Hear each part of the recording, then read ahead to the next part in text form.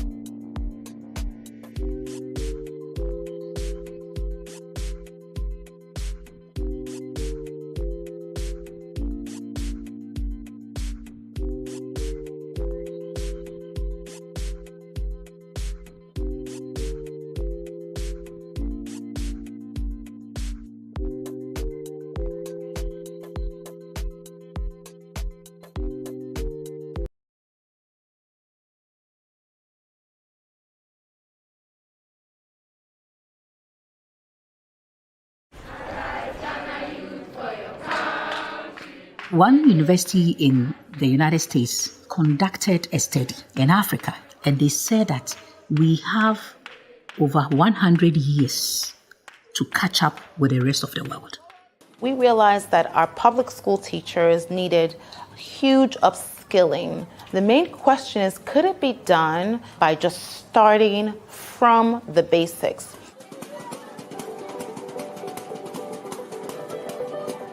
The birth of this program was to support the teachers in their journey to embrace these new technologies that are coming into the classroom. The HPID program runs for a full academic year. We actually asked them to take on a project which they would like to prototype and solve a community problem. This program seeks to help teachers build new concepts, have different skills in teaching their students. Let your innovation be something very simple that seeks to address a problem in your school. That will help every student you have. We are teachers, we have our own intellect. So what they did for the whole of 1 year is they opened our minds to the possibilities.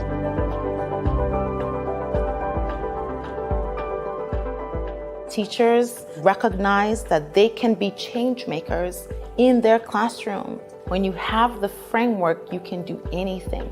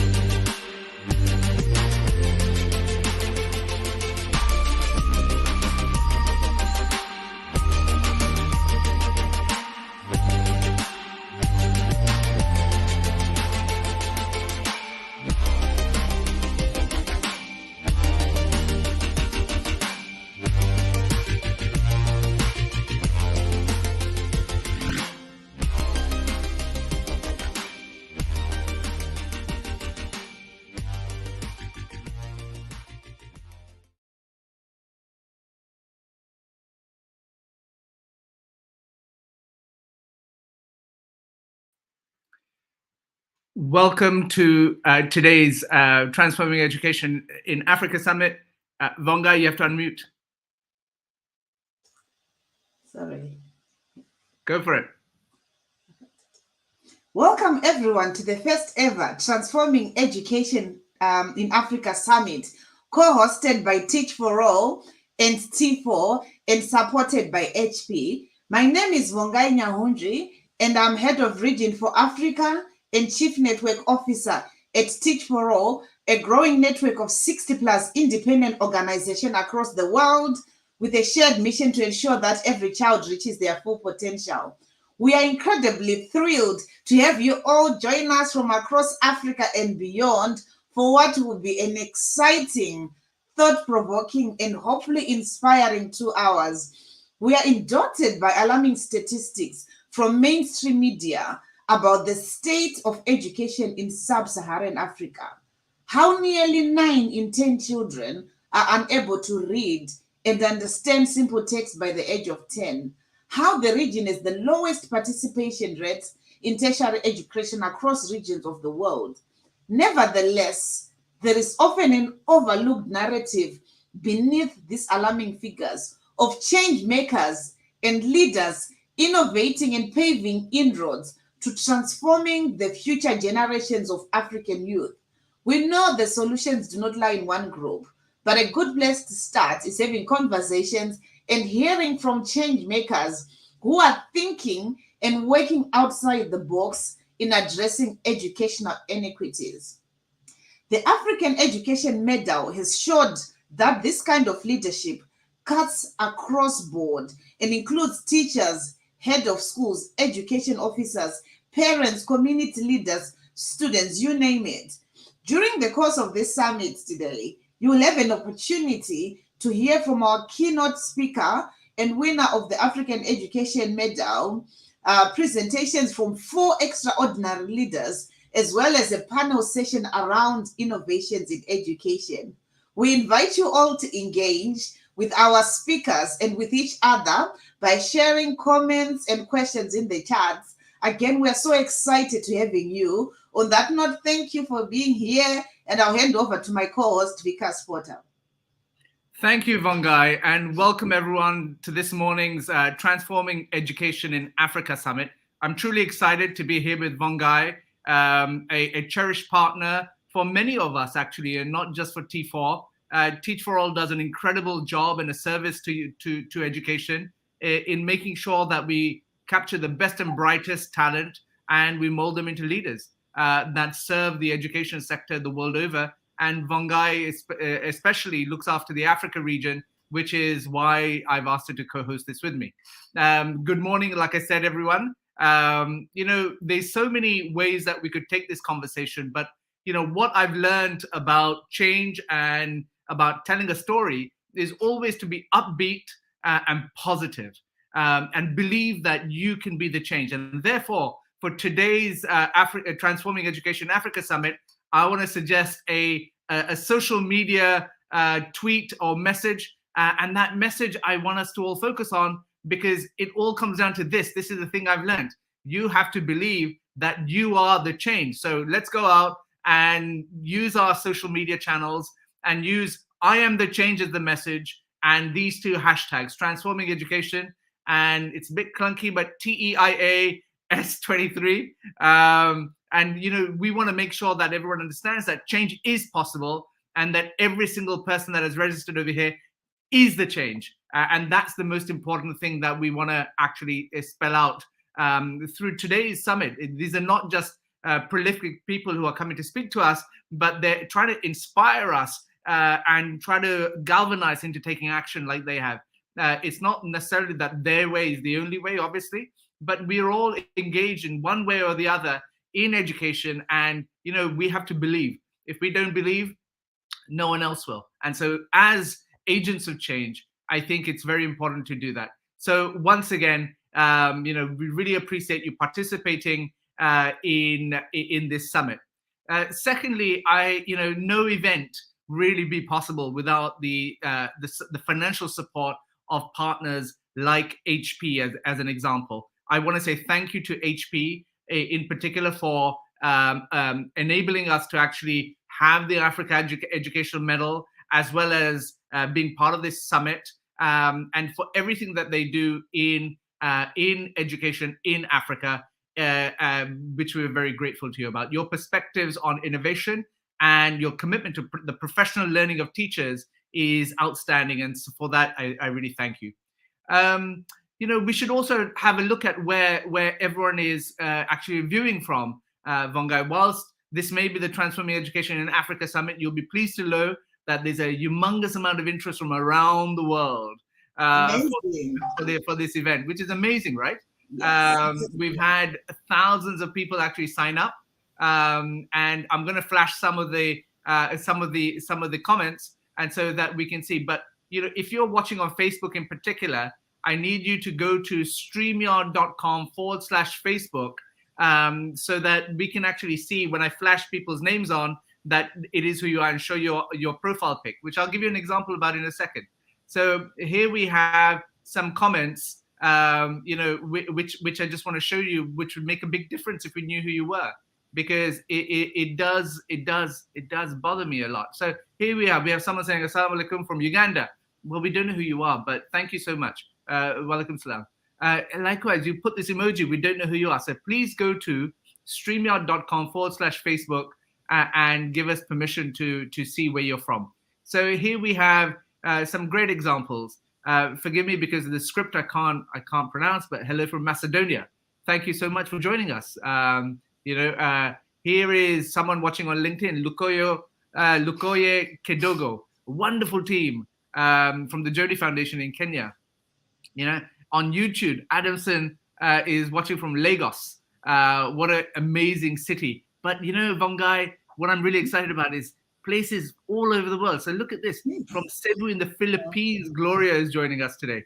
We also have friends from HP. They would be well served, by the way, to go to streamyard.com/Facebook and allow us to see their profile.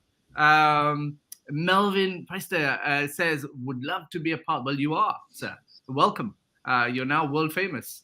Najma Mohammed is from Cape Town. I'm sure the winner of our Africa Education Medal, who I can see backstage, will be thrilled that her squad is here. And on it goes. Oro Lawson from Jamaica. His school was actually shortlisted in the World's Best School Prizes.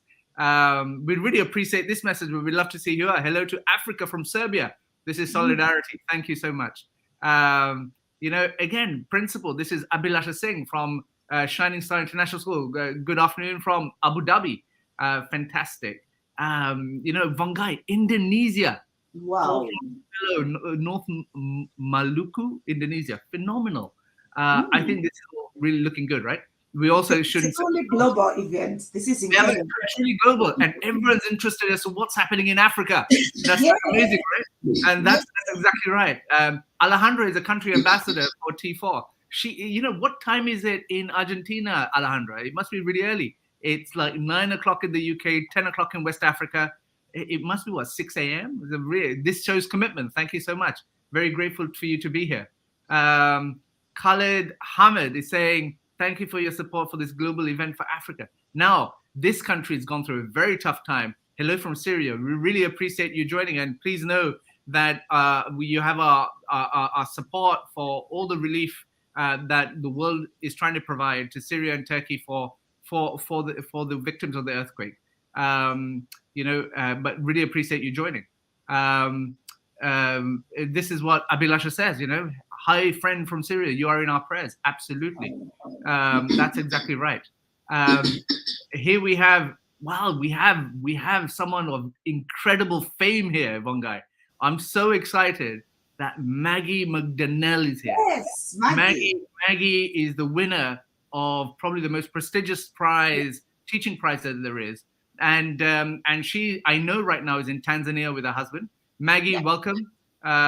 Great. She's doing some work with Teach for All as well. That's right. She's doing some work with Teach for All as well. Phenomenal.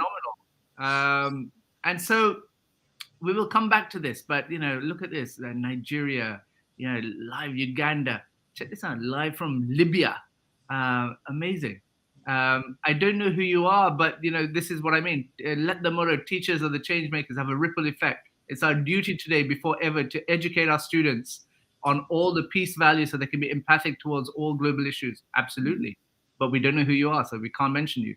Isla said, hello from Kenya, Jambo. And we will have an opportunity to have a look at all of these later on as well. And I'm sure more and more will come in. Please keep on sharing. But let's try this once again, because I don't think it was successful. I've not seen many people actually go on and actually tweet or social media, I am the change, because this is the belief. I am the change, and use these 2 hashtags, please. Now, I know that every summit that we do, we have an issue that we confront at T4. That is that we have a humongous amount of emails come in saying, listen, I attended your event, which was fantastic, but where is my certificate? Where is my certificate of participation? So I want to tell everyone that you have to make sure that you are registered. If you're registered for this event, then you can claim your certificate, because we will be writing to everyone about where they can download their participation certificate. So register and claim your certificate, but you need to register at africaeducationmedal.org. Without that, there is no certificate. So please do this. Help us help you. So that's the most important thing. Now, Vangai, I'm excited that we go right into what is the heart of this event. And you know that we were so proud, actually, you're a judge as well, of the Africa of last year's Africa Education Medal.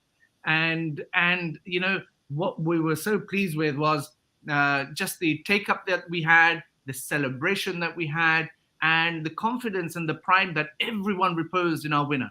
Before I say any more, I want to bring on my friend Mayank Dhingra of HP. Mayank, welcome to this live stream, and over to you.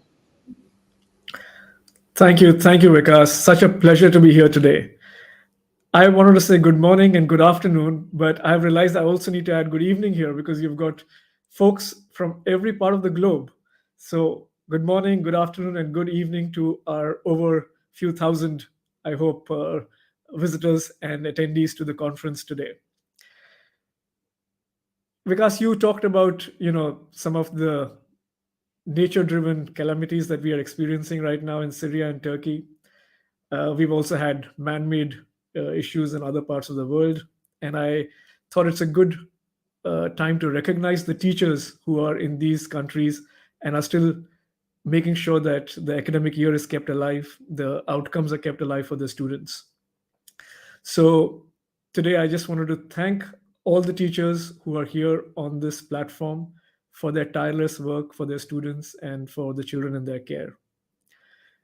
We are actually launching HP Idea, which supports teachers in digital skills and in trauma-informed cases as well.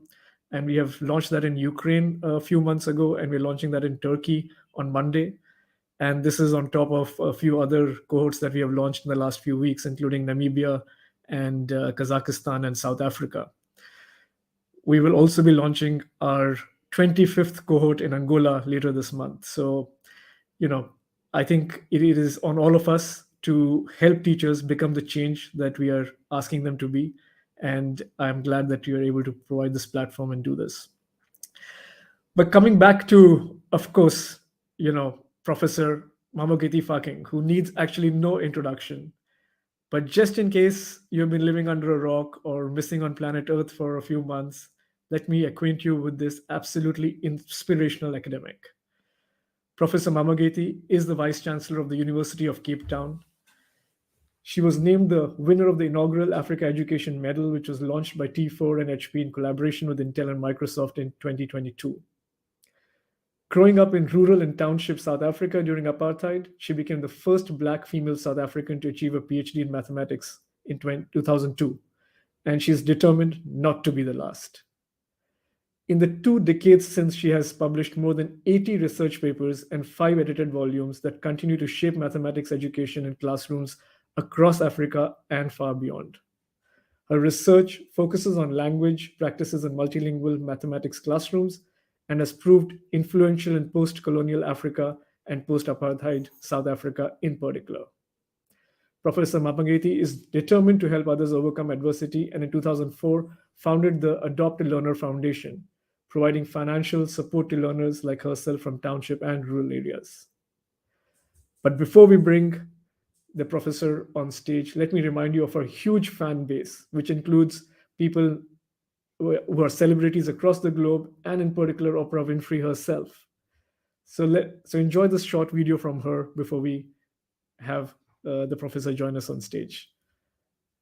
Vikas, if you could have the video, please. Congratulations to you, Professor, on being named the winner of the Africa Education Medal. It's an honor recognizing leaders who are making a positive impact on education. I don't know anyone who deserves it more, because I've witnessed firsthand through your support of the Oprah Winfrey Leadership Academy in South Africa, how your vision and your passion and your commitment has made such a difference in the lives of so many students. I honor the vital work that you do in education, and I celebrate you as a forward-thinking, visionary leader for such a time as this. Congratulations and blessings on your life.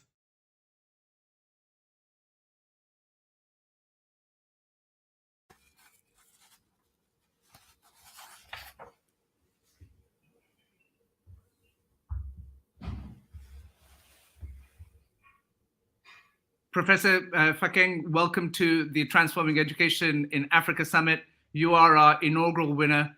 Over to you, ma'am.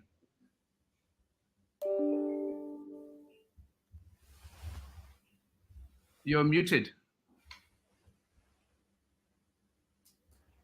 Thank you very much for the warm welcome. Thank you, Mayank. Thank you for the throwback of the video. And thank you, Vikas. Wonderful to be here at this conference. And I entitled my talk, "In a World of Massive Change, Higher Education Must Shift Focus." Education has always been based on one simple premise, that the teacher will lead the student into the unknown territory of a certain discipline or topic. But today, as teachers and instructors, we are working in a territory that may be more familiar to many of our students than it is to us. I'm talking, of course, about the territory of technological innovation, and in particular, artificial intelligence. While higher education institutions are embracing tools such as 3D printing, tablets, and digital readers and recorders, virtual reality, cloud, and mobile technology, AI is a different kind of game changer. The other digital tools that I've mentioned earlier rely on human input and information management. By contrast, artificial intelligence has the ability to perceive and combine information from different sources and even deduce conclusions from that information in far less time than the human brain needs to do the same functions. And this capability creates many opportunities for all of us, including new ways for students to try to cut corners on their assignments. I'm also aware of the risks that artificial intelligence presents in widening the information technology divide between the global North and the global South. As a Black woman, I'm concerned about inherent bias in artificial intelligence systems that are designed by professionals who tend to be white, male, and located in Western nations. We have all heard, for instance, about the face recognition programs that fail to recognize women's faces or have identified Black men as gorillas. Some of the risks that have been raised by critics of artificial intelligence include the limited ability of developers as well as end users to verify the output of artificial intelligence programs, and the lack of accountability for AI's outputs, potential job losses as AI takes over basic retail and manufacturing functions, the possibility that copyrighted material will be inadvertently reproduced without legal and proper attribution, and the potential for misuse of AI by criminals and special interest groups. At the end of January this year, just 3 months after OpenAI ChatGPT was released for public use, a student at the University of New South Wales became Australia's first to fail a writing exam for using ChatGPT to write an essay. The news report said that Australian schools and universities were looking into ways to block access to the program in their campus networks. They were even considering reverting to demanding that students write essay exams by hand. As one professor was quoted as saying, "You've got to put them in a room with no internet access, with a pen and paper and no technology," close quote. A few years ago, the University of Cape Town, where I'm Vice Chancellor, was considering similar measures, and I was in the room. My colleagues were recommending that students should be required to turn in their smartphones to exam monitors to reduce the possibility of cheating on these devices by connecting to the internet. But then we thought ahead. Smart wristwatches and even smart eyeglasses were already becoming equipped with smartphone technology. Would we have to confiscate those items as well every exam session? And what do we do when smart technology gets to buttons of shirts that students are wearing? The solution we began developing is not to limit the tools our students can work with, but to re-examine what we are teaching, why we are teaching it, and how we are teaching it. In communities with accessible internet connections, even preschoolers are becoming proficient in finding information online. But educators, we still have essential lessons to pass on. These lessons are less about information and more about how we investigate, how we interrogate, how we understand and apply that information. These are functions that rely on critical thinking, creativity, standards of evaluation, and other human values such as scrutiny, ethical scrutiny, that AI cannot replicate. At least for now, we know that. This is not a new idea, of course. Decades ago, when I was teaching high school mathematics, I gave my high school learners, my grade 12s, an open book exam. And I did that because they liked copying with each other or bring some pieces of paper. But they were thrilled when I said to them, we are going to have an open book test. You can bring any book you like. The only thing you're not allowed to bring is a human being. Until they sat at their desks and discovered the questions that I had set for them. None of those questions could be answered by flipping open a book and copying information. Instead, my students had to consider how that information could be used in a specific context and draft an argument to support their conclusion. So staying ahead of the technological curve is not just a matter of restricting technology, but it's about channeling its use in our lives and our students' lives. We, teachers, and our students need to become experts, not just in accessing and parroting information from different sources, including online, but also critical thinking, scrutinizing, contextual application, interpretation, and engagement with information, especially when we are examining problems and contexts across different disciplines. Our application of information has always been the underlying reason for higher education research. We have simply become so used to certain ways of accessing information that artificial intelligence capabilities have distracted us from that foundation. We need to return to the essential of education. It is not enough to determine the what, the how, and why of teaching. We also need to understand and act upon what we expect our students to do with what they're learning. And this ties not only with our teaching methodology, but to our core mission as institutions of higher education. UCT's mission, for instance, is tied strongly to the social responsiveness, so much so that we discovered some years ago through a scoping exercise of our research landscape that without any special effort, we were already so closely aligned with the United Nations Sustainable Development Goals that we might have scripted them. In our Vision 2030 strategic statement or massive transformative statement, we commit to unleashing the potential of every human being to help create a fair and just society.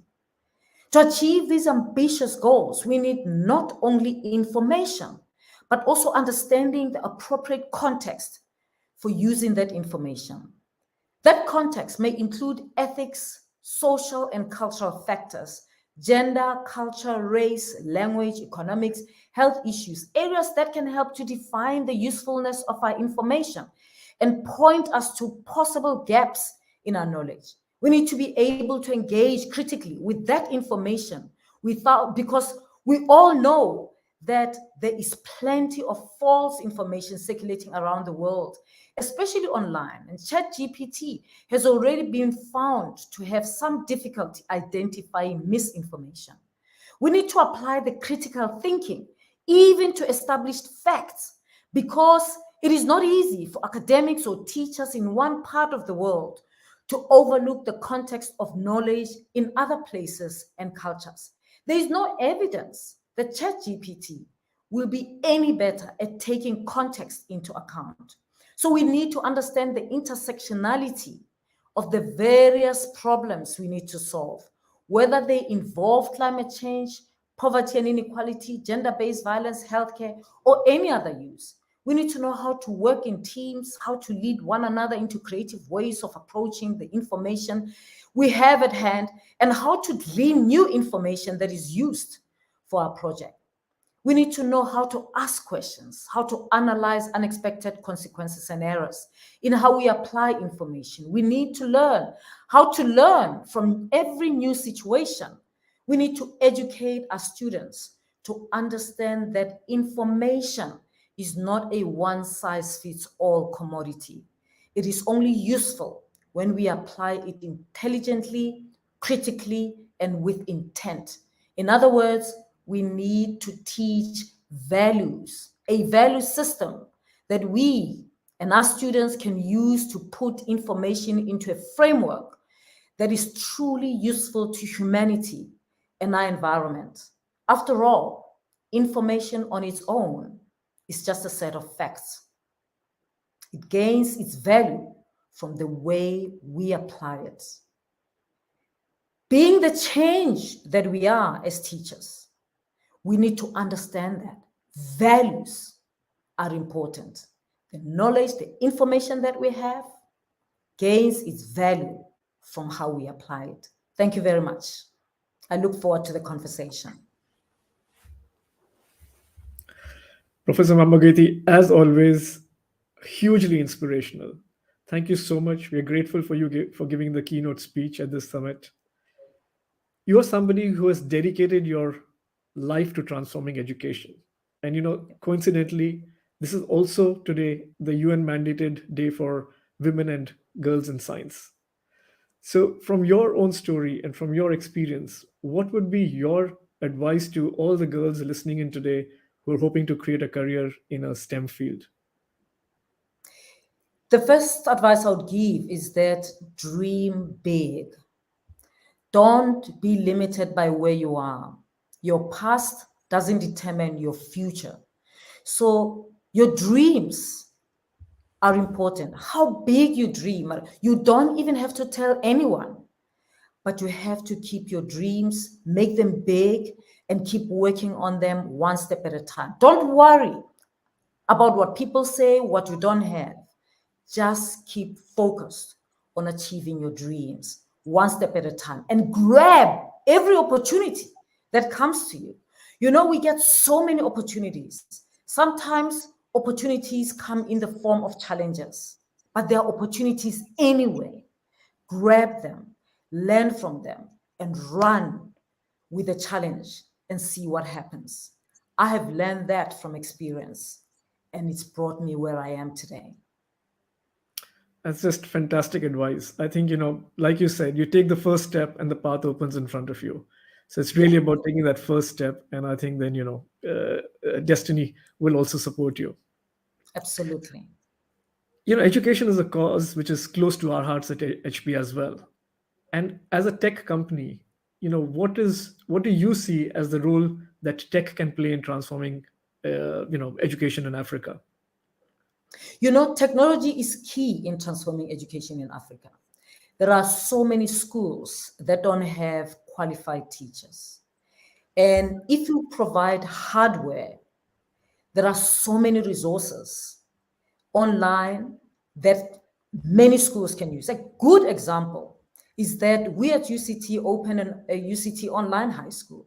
We have made our material, our resources online available to everyone for free. And when the students register, they get an extra tuition face-to-face. But it's available for free, but those who get it are the ones who have the hardware. Today, many of the young people who live in rural villages and townships do not have just a computer. And I think making that, like normalizing having a computer, just like we have normalized having cell phones, it's normalized.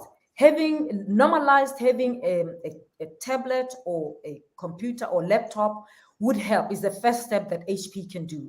Because from then on, we can partner with organizations that have material on open source that students can use, learners can use, but teachers who may be struggling, they're not so qualified, they can then use that material. Teacher educators can use the material if they have the hardware.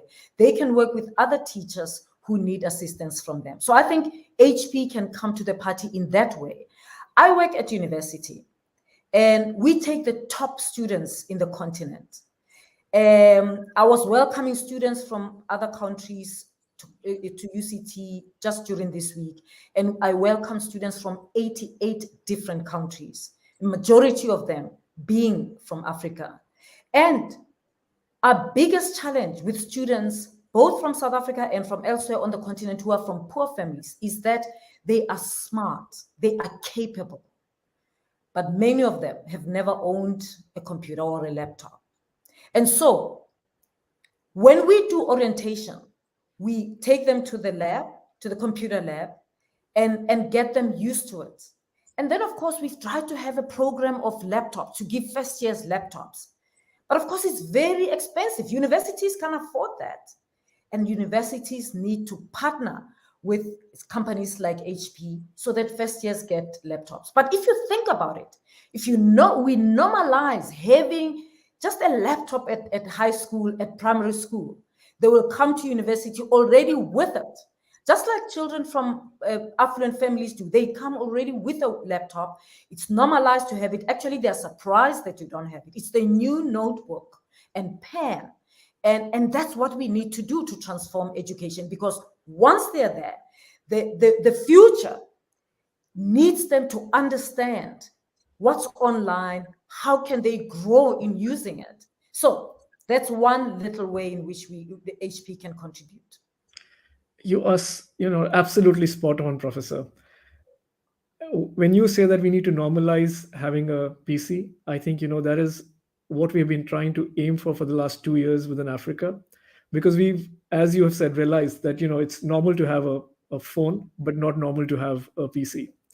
And we've been running a campaign for the last 2 years trying to educate parents that a phone is just a device to absorb information. But when you want to create, when you become a student, you're a creator, you need something more powerful. And usually that is a desktop or a laptop. Absolutely. And I think, you're right. Once they come in and they start utilizing such technology, then that's the doorway to their future. And we are also supporting them with other future skills. We are supporting teachers with the HP Idea program, but we are supporting students with programs such as HP Life, which supports them in becoming an entrepreneur, or HP Gaming Garage, which looks at coding skills and, design skills and esports management skills, things that students today, vie for and aspire to.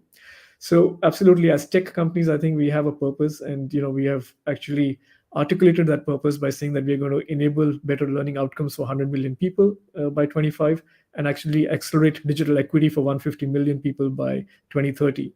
So we have held ourselves accountable for that, and I think with partners like yourself, we can make such a big difference. And I'm so glad we're having this conversation today. Yeah. Today, you're here not just as the Vice Chancellor of University of Cape Town, but also as the winner of the first ever Africa Education Medal. What has winning Africa's most prestigious education accolade meant to you? It was an affirmation for the work that I do, for being passionate about education.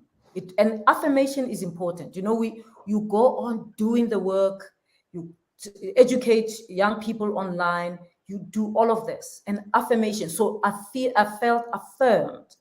But the other thing that winning the award has done is that it has won me more ears. More people are willing to listen because I've won the education medal. And what that means is that you can be more influential. I became more influential in my message of education. And so winning the award was what can I say, godsend, because you just never know what happens thereafter. I mean, I put on all my social media pages that I'm the T4 HP Education Medal winner. And it's amazing what you get in your DMs. And then you can spread the work that you're doing much wider than I could before. So the affirmation was really strong, and the influence grew. So thank you very much to T4 and HP. Wonderful. I think our aim was to recognize and celebrate change makers, and you have done so much justice to that yourself. And I think the way you inspire people and hope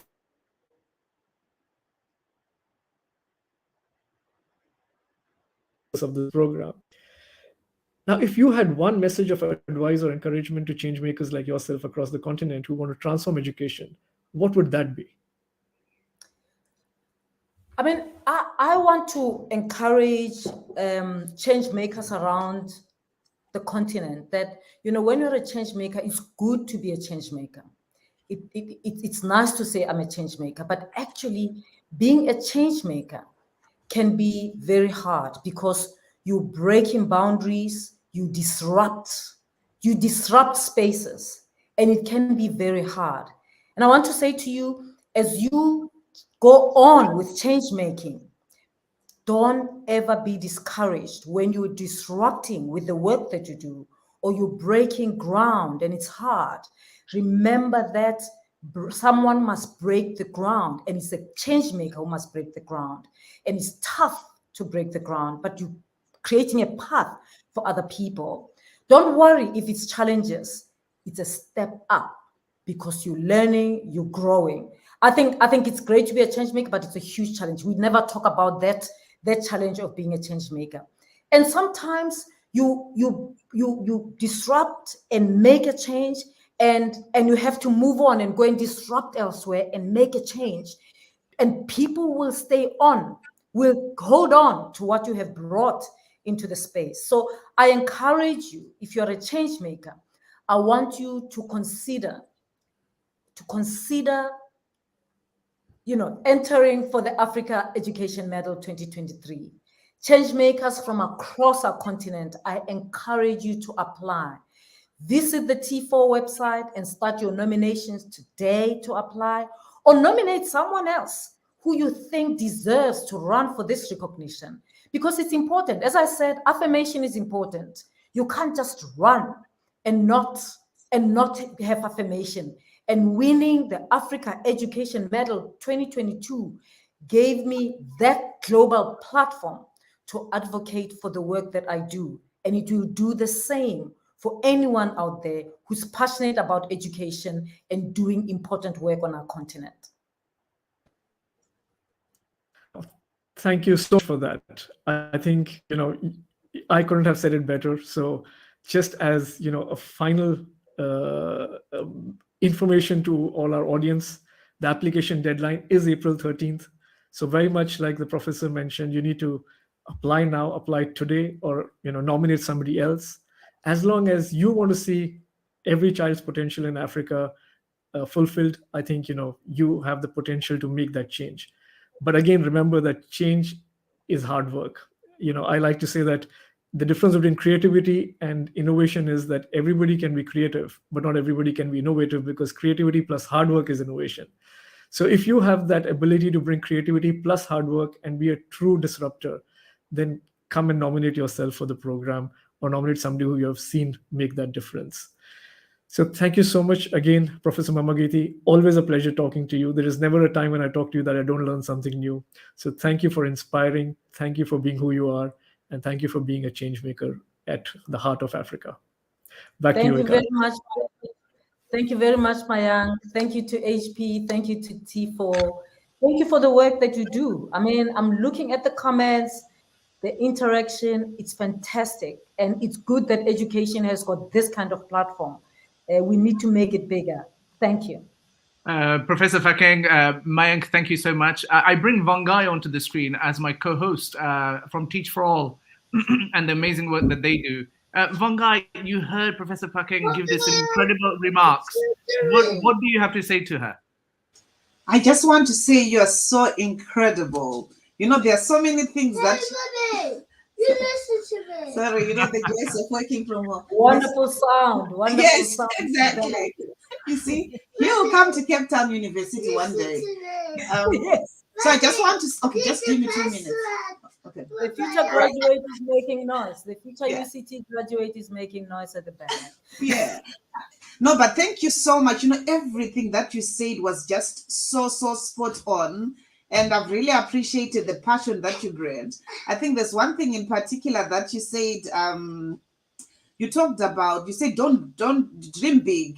Don't be limited by where you are, your past. That was incredible. And another thing that you said being a change maker can be hard and disrupt you. But you know what? There's always a path forward. So thank you so much for the passion, even your voice and the way you expressed your passion. It just makes me so proud to be a fellow African who's from Zimbabwe. So thank you so much. Thank you, Vangai. Thank you so much, Professor. I just have some of my blood being Zimbabwean, but I'm South African. But I watch South Africans and Zimbabweans fighting about where I belong. I live there because I belong to both. Amen. So you belong to Zimbabwe more. Thank you. So we should end this segment by saying to everyone that this year's Africa Education Medal website is open. You are more than welcome to either nominate or apply for it. And we have a couple of months till the deadline. So please put all your effort into doing it. As Professor Phakeng has said, is that it's by giving a platform, we are providing your cause a platform and enabling and accelerating your impact by doing so. And Professor, thank you so much for your kind words. Please know we are very grateful to you for everything that you've done. Thank you and goodbye. Thank you. Bye-bye. Thanks. Goodbye, Professor. And Mayank, please also know that we're grateful to HP for your support and thank you for this particular segment. Thank you so much. Thank you. Thank you, Mayank, as well. Thank you. I appreciate you. And so, Vongai, we are on to the rest of this event, and over to you. No, what an incredible, start with Professor. She really challenged our thinking.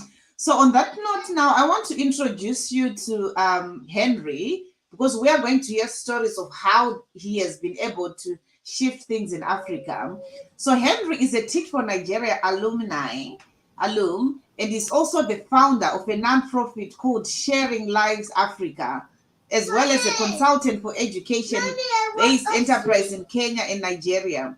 Henry is building a community of teachers who use their own stories to create a positive, strong image of the teaching profession. So on that note, please help me welcome Henry. It's good to see you online. I know we've met so many times. Yeah. Virtually, and I know very soon we'll be working even much more closely together. Welcome, Henry. Yeah. Thank you so much, Vongai. It's really good to see you today and to speak with you on this platform. And also, thank you to Vikas as well, and to the amazing team behind him who make all this work possible. I've been thinking deeply and continuously about the question of quality education in our schools across Africa. We already know that the critical factor to students' academic performance is the teacher, right? Not technology, not facilities, buildings, but the quality of teachers in front of the children every morning, every afternoon. So the concern in my mind is not what can be done to improve quality across the continent. We already know that to a large extent. We know it's by placing qualified, passionate, and motivated teachers in front of our children to lead learning in classroom across the continent. But the nagging question is, how do we train or headhunt for these qualified, passionate, and motivated leaders to choose to teach in our schools and to work in transforming the lives of millions of children? The answer to these questions hold the key to our collective future as Africans, but it is not a simple question to ask, nor to answer.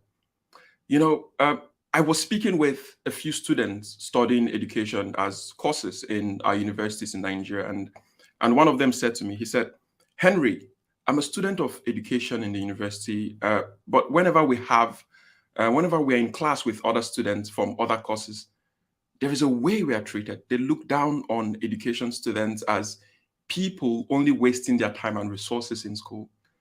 Some of us got used to this attitude. Some of us started hiding our courses from them, and others simply transferred to other departments to study other courses." This is the reality for many young people studying to become teachers. It is also the realities of teachers within our society. There is a decline in the status across our communities, and honestly, this has been the status quo for quite a while now. And the result is that talented young people who are already passionate about teaching are forced by societal pressure to look somewhere else to fulfill that burning desire to contribute meaningfully to the advancement of their nations and, of course, our continent. But there is an even deeper paradox here, and this is where I think we get into trouble. On one hand, we know that it is essential to prepare millions of children across our continent to have the skills, knowledge, and attitude to succeed in a global economy that is dependent on human capital. On the other hand, to accomplish this, we need a highly educated, passionate, and effective workforce at our schools. And that is why every parent strives to give their children the best education they can afford. But, and this is the heart of the paradox, to provide this highly sought after quality education at scale We need quality teachers. So how come we persecute our teachers and our student teachers at every turn? But there is a new vision on the horizon. There is a new movement of young people that I see every day redefining what it means to teach and lead learning in the classroom. They are breaking decade-old stereotypes and laying bare before us all the practical value of teacher leadership for our children, for our countries, and for our continent. This new movement of young people is using the ancient means of storytelling and novel tools of technology to disrupt our thinking of what it means to be a teacher.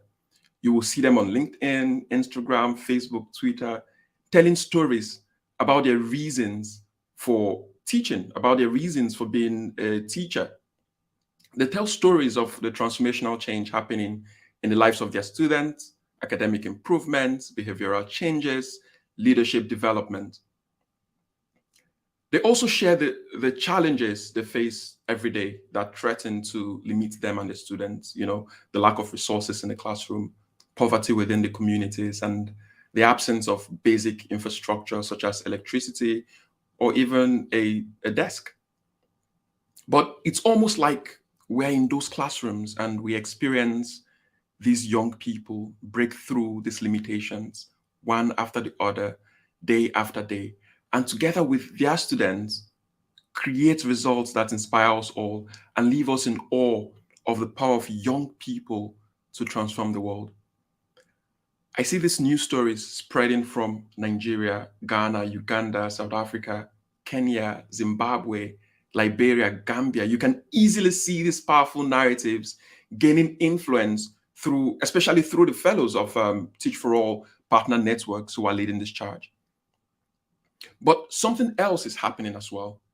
There is a signal going out to thousands of young people across the continent that says, this is where we can begin to take charge of our future, to improve our education, to make change possible. Eunice is one of these young Africans who have caught this signal.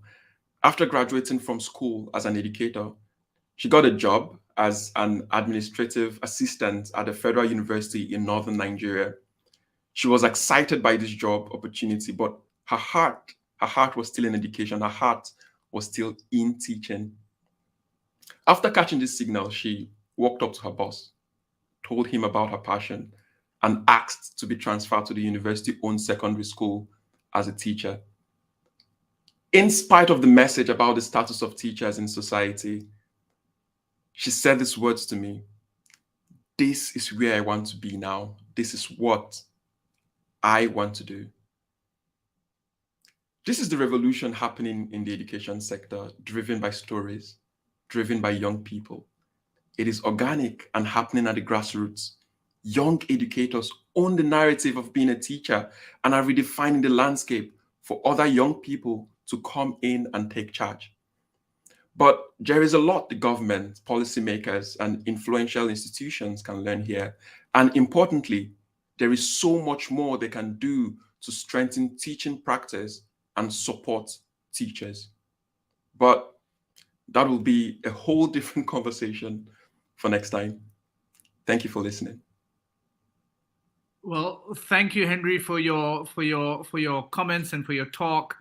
Please know I'm very grateful. You are an incredible change maker who has galvanized through your social media accounts, in particular, a massive following, because you go and tell the stories. And your talk was entitled, how to actually, the nub of it was how to excel in advocating for education, and you perhaps show us the way. Thank you so much for your participation here today. Thank you. Thank you so much, Vikas. And so without further ado, we now go to another friend of ours, and again, a finalist in the Africa Educational Medal from last year. And this is from my home country of Kenya. Please welcome John Mugo of the Zizi Afrique Foundation. John, welcome. Thank you so much, Vikas, and everyone else in your team. It's of course a challenge to speak after such great speakers like Professor Gethi and also Henry here. But receive my greetings from Nairobi, and I'm here to just share a short reflection around shifting power and about my own story. I'm here because at one point, power favored me. And when I reflect back, I have been seeking and looking for ways of shifting power through my own small and big ways. I started schooling in Kenya in a rural village called Ndindiroku many years ago. And we were 81 of us. And there were many forms of power being exercised. And even though the adage goes that education is the most powerful tool to change the world, that's what Mandela said. You look at now, and the education in Africa, in most of our countries, is designed to favor a minority. I belong to that minority. I accumulated intellectual and academic power. Being on top of the class, of course, you are celebrated by parents, by teachers, and you get a lot of acknowledgement from your own classmates.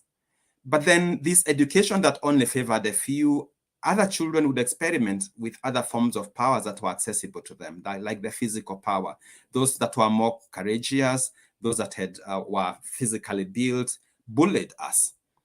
And teachers also exercised all forms of power, and they dished out these powers in favor of some children.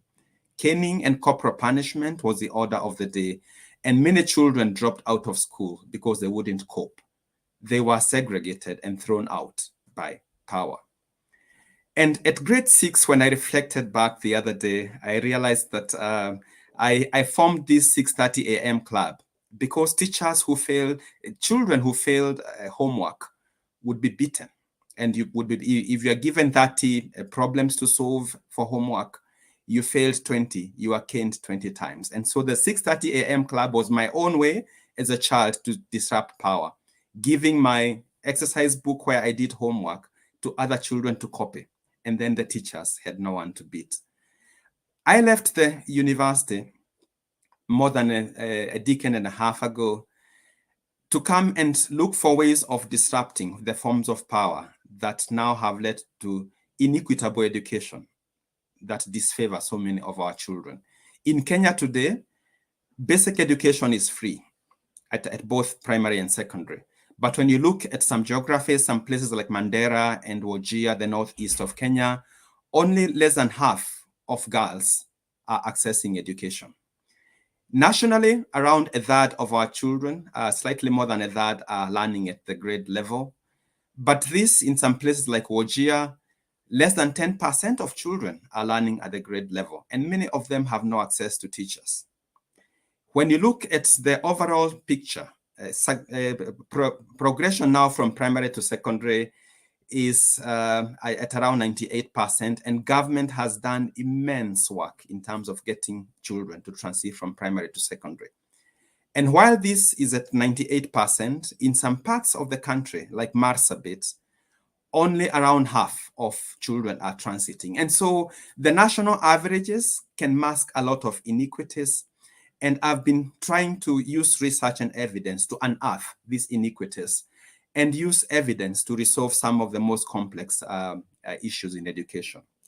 The aspects of power, there are several aspects power must shift. One is from government. Government, yes, education is a right for every child, and it is government's prerogative to ensure that this right is accessible. However, if government doesn't shift power to accommodate parents and teachers and people like us in civil society, this search for equitable education is not going to be reached.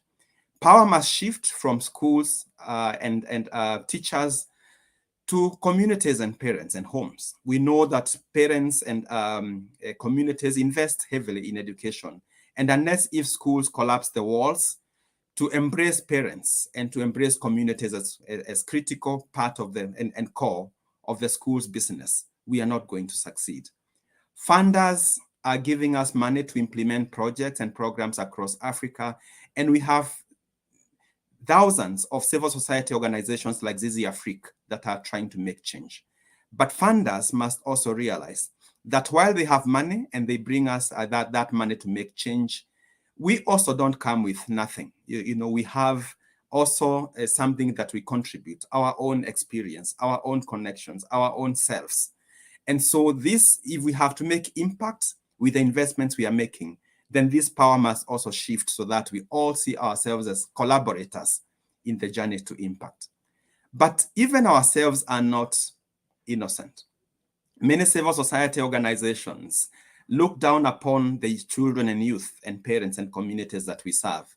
We must realize that for equitable education to be achieved, power must shift from ourselves to the children, to the communities, to the youth that we serve. When we come to make an impact, we get them on a journey. They know where they want to get. They have been working towards it.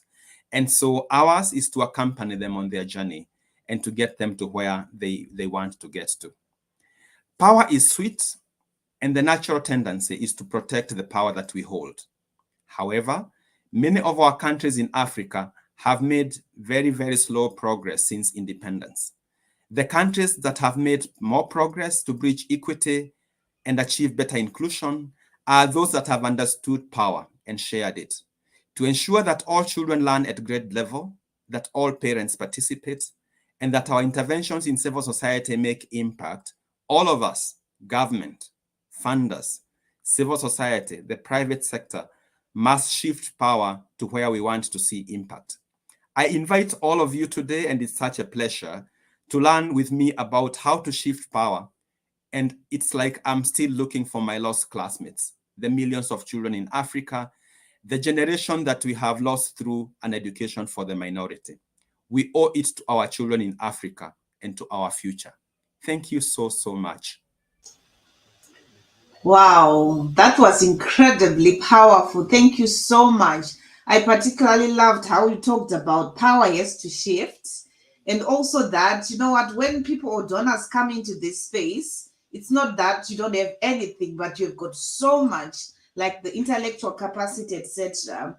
I love also how you talked about, you know, not power just lying in one place, but across the different paths, from the family, from the friends.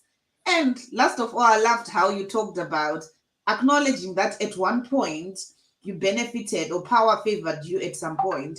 Thank you so much, John. That was excellent. And I wish we could just have even many, many, many more people from the continent, in the continent, who really strongly understand the key issues. So on that note, I will let you go. And we are so happy that you made time so early to talk to us. Thank you so much, John. Thank you, and good day, good morning, everyone. Lovely, thank you. So on that note, I'm just going to introduce Priya CP, who it's my pleasure to introduce her. Priya is a multimedia freelance journalist covering East Africa. She is currently working as a BBC focus on Africa, and Priya writes around a range of topics, including development, human rights, climate change, technology, and business. Her work has appeared on BBC, Al Jazeera, Quartz, Rest of the World, and you name it, The Continent, etc. If this is not impressive enough, in her spare time, she has a Swahili vlog called Nusu Mzungu. So please, well, Priya, thank you so much for making time. So over to you now to introduce and tell us what's happening next. Thank you so much. And I hope everyone can hear me okay. As you said, my name is Priya and I'm a journalist with BBC World Service, currently working with a program called Focus on Africa. And I'm really happy to be here today. I'm really excited to moderate this panel.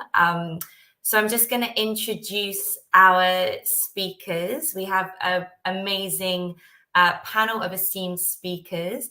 So firstly, we have Simi Wogogo, who is the CEO for Junior Achievement Africa, and usually based in Nigeria, in Lagos, but actually today is coming all the way from the States. It's very, very, very early where she is right now. So thanks very much for getting up nice and early. We're really happy to have you. And then to introduce our second panelist, Joseph Nsingimana, who is the Director of MasterCard Foundation for Innovative Teaching and Learning in ICT, and he's currently based in Kigali in Rwanda. And then our last panelist will be Kasaga James Arinatwe, who's the Executive Director and Co-founder for Teach Uganda, who's currently based in Kampala. So thank you guys very much for being here. Really excited to hear from you today. And just to introduce the topic and a bit about what we're going to be talking about. So it's ahead of the curve, innovation in education. And yeah, this is a really key topic to be discussing in today's world. I mean, firstly, we're just coming out of the COVID-19 pandemic, which disrupted so many sectors, and particularly the education sector globally. I mean, on the continent, you know, Uganda's school closed for 2 years. Many countries dealt with it in different ways, but I think across the board, every country had to innovate and think of how can we continue education with the lockdowns, with facing this pandemic. Secondly, we know that the continent has the youngest population, and so there's a huge amount of young people that are going through education. So it's a really key topic to talk about. How do we educate these young people to enter into kind of today's workforce, which is, then the job market is rapidly changing. And lastly, technology. So we know that access to technology is rapidly growing. If we think of smartphone usage, data, network, we see that this is all growing really quickly on the continent, and more people are getting access to these types of technologies, which is really shaping and changing education. So we're going to be kind of unpacking some of these themes in this panel discussion, looking at, you know, how can they be scaled? What are some of the barriers to accessing these innovations? And of course, innovation is really a big buzzword. We're always talking about educations across different sectors. So yeah, what do we really mean by that? And what are kind of some of the tangible things that you guys are seeing and working with? So yeah, I hope that will give everyone a bit of an idea of what we're going to be speaking about. So with no further ado, I'll go to the first question. And Simi, we can start with you, ladies first.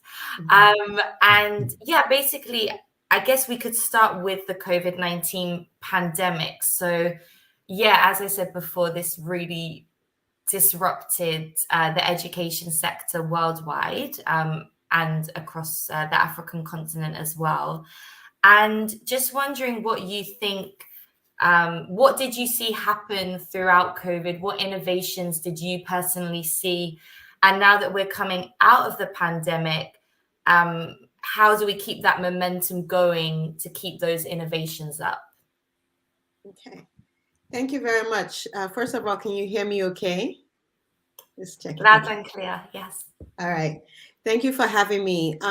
At JA, you know, we run our programs in school in partnerships with the teachers. And when the COVID-19 happened, of course, everything shut down and we were not able to go into schools. And so we had to quickly develop innovative methods of continuing to reach our students.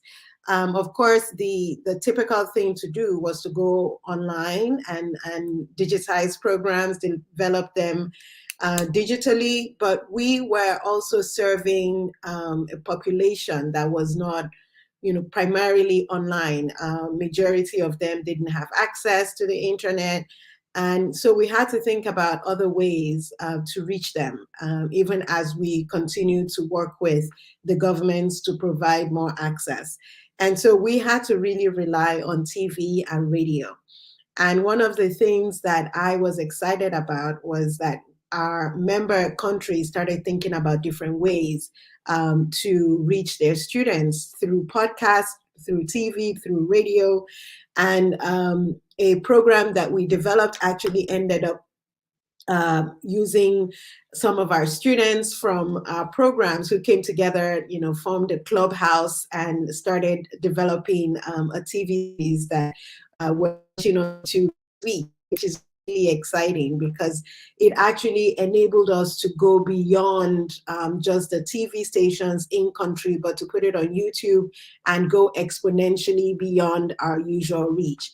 And so for me, what COVID-19 did was help us expand beyond our thinking, which was really around going into classrooms to deliver programs. If that avenue is shut off, what other way can you reach young people? How can you use TV? How can you use radio? And then how can you promote engagement? Because our programs are really around interaction and engagement. And so adding things like text messages and numbers at the bottom of the screen and asking questions that you can respond to via text. It also showed us that people were actually responding, and texting is actually easier than going online to do a digital program. And so that's enabling us to do more programs that can be delivered by WhatsApp, programs that can be delivered in just various ways that are easily accessible to more young people. And it's made us realize that we can actually go from reaching 300,000 young people across Africa to 1 million young people across Africa annually. And so we've developed a strategy around that. The other thing that really helped was understanding the intellectual capacity of our teachers in coming up with innovative ideas for us. So I just was in Kenya and meeting with all the teachers at JA Kenya. And, just back to what some of our panelists, especially John, was just saying, once they realized that I wasn't coming with some fancy new program from America and I was coming to actually seek their input, the floodgates opened and they really provided some great innovative suggestions for JA Kenya. And I told my executive director there that you have all that you need here. So I really support that argument that our people have what they need, and what we need to provide as maybe external parties going in is the right tools and resources to bring out that innovative spirit between them. The final one that I'll say, in addition to teachers and different platforms, is the students themselves. We created a lot of innovation camps where we would bring students together to think about ways that they can solve challenges.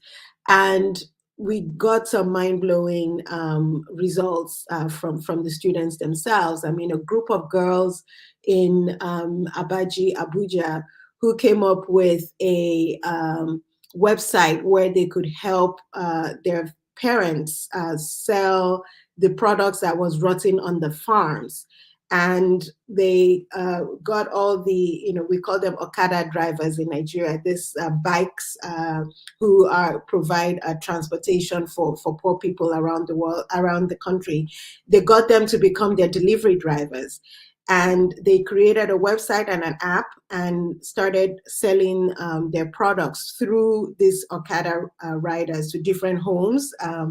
And made so much money. And in the end, when they came to our competition, they were able to talk about how this has improved their confidence, because they went from being children of poor rural farmers to students who created a platform that ended up hiring 300 other farmers onto the platform and making 14 million naira, which, for a public school student in Nigeria, that is really a lot of money. So they were able to give 11 million back to the farmers, pay all the Okada riders, and split the money amongst themselves. And what that showed me was that the experiential nature of JA programs really supports the innovative spirit in our children, in the students that we teach. And the more that we partner with them, the more that we can find these solutions to these problems plaguing education in Africa. So bottom line is COVID-19 helped us to be more innovative ourselves, and we will keep all these forms of innovation going, even as we come out of COVID-19. We're developing more TV shows, we're developing more online programs, and we hope that it will lead to exponential reach across Africa. Yeah, thank you so much, Simi. Actually, that sounds like a great, I was thinking this is a great story for BBC, these young girls that have created this innovation. Yeah, and it just goes to show the ideas are there. It's having the space and the resources and kind of time to think about it. But young people nowadays are so entrepreneurial and they know how to use the technology. So yeah, that sounds great. Joseph, I'll come to you next. So yeah, just the same question really. Anything that struck you during COVID-19 that you saw in your line of work, and are those innovations being kept up? Thanks, Priya. I think I won't repeat what Simi just said. I think that's something we all observed. When COVID-19 hit, there was a lot of action that were taken. So, I'm glad that when you were talking about innovation, you take time to describe that innovation sometimes is just doing something differently than it was done before. So I'll touch on some of these things that were done differently. One of the things that we saw, with the school closures, government sprang into action. They were actually able to take decision much faster than we have seen them taken. So they were sort of like, it was basically a crisis. So they sprang into action. Decisions were taken, and they were enabling in a way so that technology can actually step in and make the difference that it could make. We saw an array of solutions. For the first time, we saw that radio, television, internet, SMS, all the systems were actually used in an attempt to deliver education. The young entrepreneurs that we support in our program through the Mastercard Foundation were able to provide some of the solutions that addresses some of the issues. We saw, for instance, those who had access to internet had far more reach, to this education content. However, there is a number of people, actually the majority of young people on a continent, did not have access to internet. So how did we address that, or how did we work with our partner to address that? I'll mention one education, Eneza Education out of Kenya, actually. They had an SMS-based system, which does not require internet. And as you know, the majority of Africans actually have access to telephone and they can use SMS. So they were able to digitize the content in a bite size. And so students were able to learn through that and can ask questions. And this was really important because they were then able to employ teachers to serve as sort of the bank of teachers who would read this question and be able to answer those questions. And this was actually used through their Ask a Teacher platform, where students could actually send questions to teachers. And this served to complement the lesson that were being provided through radio and television as well. So these are some of the innovative ways that were being used to address this issue of the fact that the classes were actually closed. The other point I would say is that we saw all partners, right, be it in the private sector, in the public sector, really come together quickly. We saw, for instance, the telco companies, right? They were able to zero rate education content in at least 3 countries that I'm aware of, but they probably did this in more countries. We saw in Kenya, in South Africa, in Rwanda, basically all education content was zero rated, which meant that learners could access it without having to pay. And which is one of the limiting factors, really, for people accessing the digital content when it comes to education. So those are what I call like innovation across board: the technology itself, the partnership, and then decision making that we saw taking place during the COVID-19 era. So your question is, how do we make sure that these actually are sustained and are revert back? And this is actually one of the things that came up at our ministerial meeting, which we held last year in Kigali. And we had about 12 ministers of education attending and other stakeholders. And this question of the risk of reverting to where we were before COVID came up over and over again. So the first thing we need to do is I think that to work with the private sector and the public sector to ensure the gains made are not lost. And that means that some of the things that were done outside of policy, we need to now adjust policy to make sure that actually they're codified into policy. Otherwise, we run the risk of going backwards. So that's the first thing. The second thing is that we need to take advantage of this momentum that's been built around education technology and ensure that local edtech entrepreneurs are actually supported. So the Mastercard Foundation, through the Center for Innovative Teaching and Learning, we are actually we launched a program early this year to support Tech Hub. These Tech Hubs, we aim to support 12 Tech Hubs across Africa. And through those Tech Hubs, we're going to incubate and accelerate 250 edtech companies by the year 2025. Because we are convinced the solution must come from Africa. So this is some of the steps that we are taking, and we hope that others are also taking to make sure we strengthen the edtech ecosystem on the continent and make sure they're connected with the overall education ecosystem so that the gains that we made during COVID are not lost. Thank you.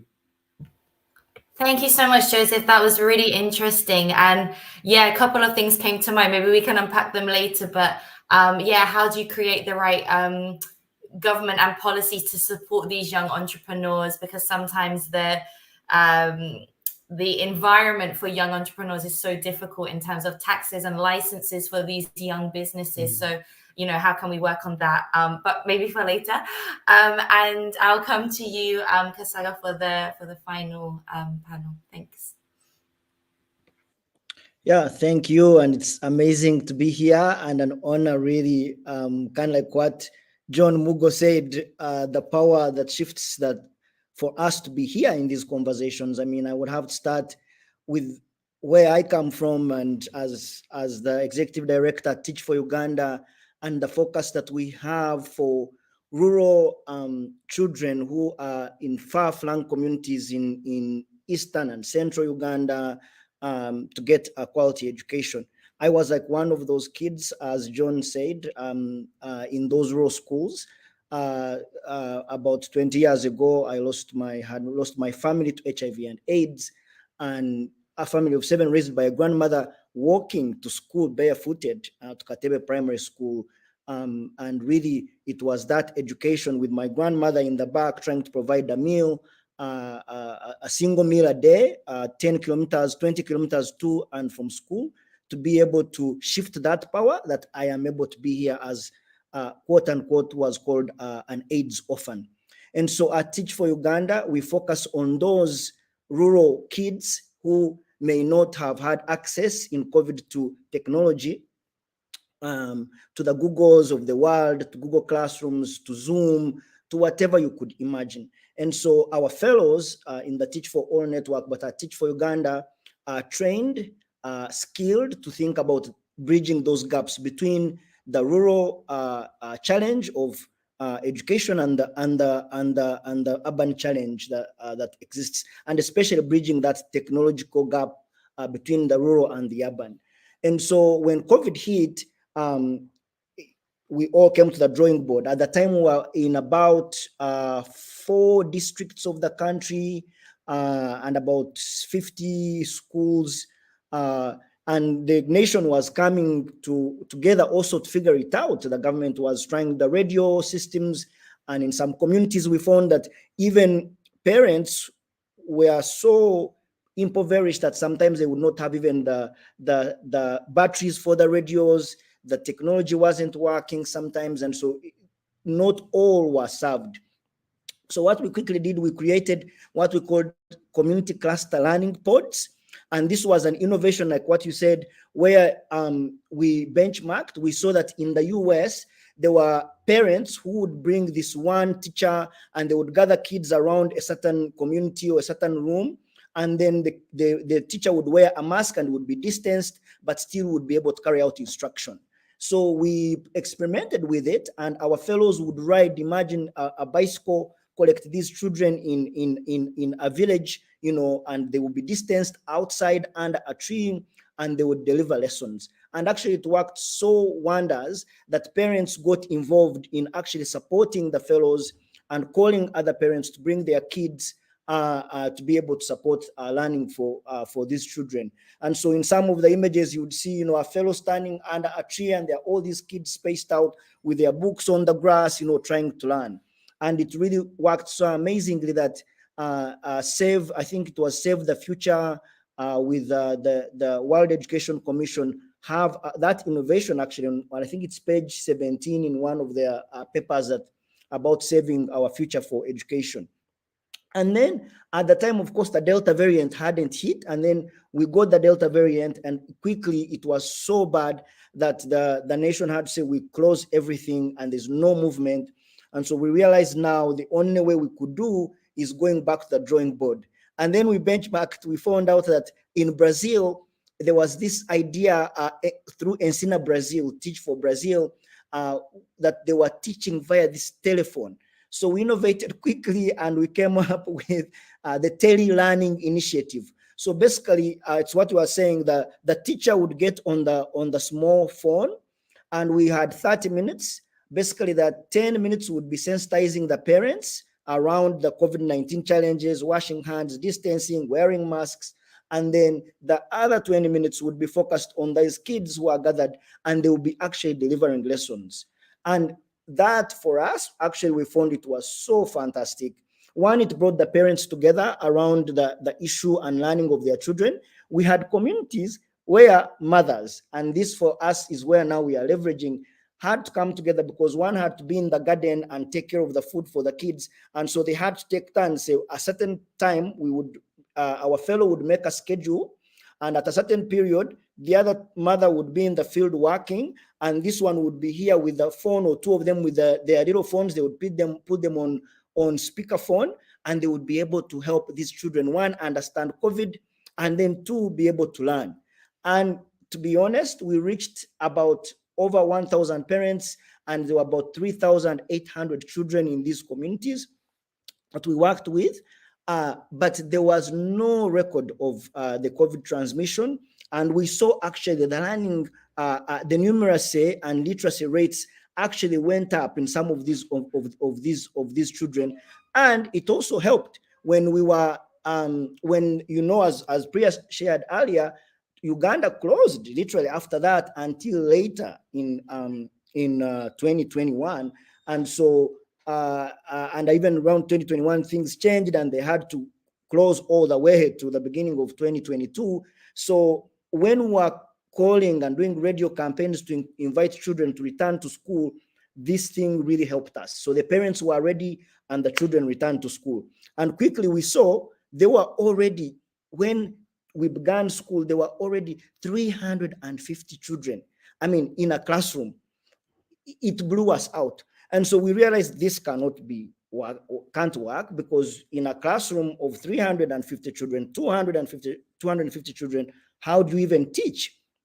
And so quickly, we worked with our team at Teach for All, and across the globe, we found a funder who wanted to experiment with digital technology. And I think this is where we need to think really, and with Joseph and the team, and really think about how digital technology can bridge the gap. So we decided to experiment. There was an app called Can't Wait to Learn app by War Child that was used across the refugee communities. We took it on and we helped children started to learn in shifts. So they would come in shifts of, so 25 tablets in the classroom. They each had a password, and then they would learn in shifts. So the teacher would literally be there to guide, and so they would have to go through this. We've now scaled that from just the 10 schools that we launched in COVID to now there are about 30 of those schools. And actually now we have a projector, which is spaced out, and a speaker, because the children are so many. And now the teacher uses a tablet to be able to teach. And I forgot to mention earlier that we work in government public schools. These are government schools where we make partnership with government and the local district. And so they are appreciating that, to see for the first time these rural kids who sometimes in the classroom, there's no electricity, There's no even solar. In some of these communities, we had to be the ones who installed solar systems on the roofs to ensure that these children are learning.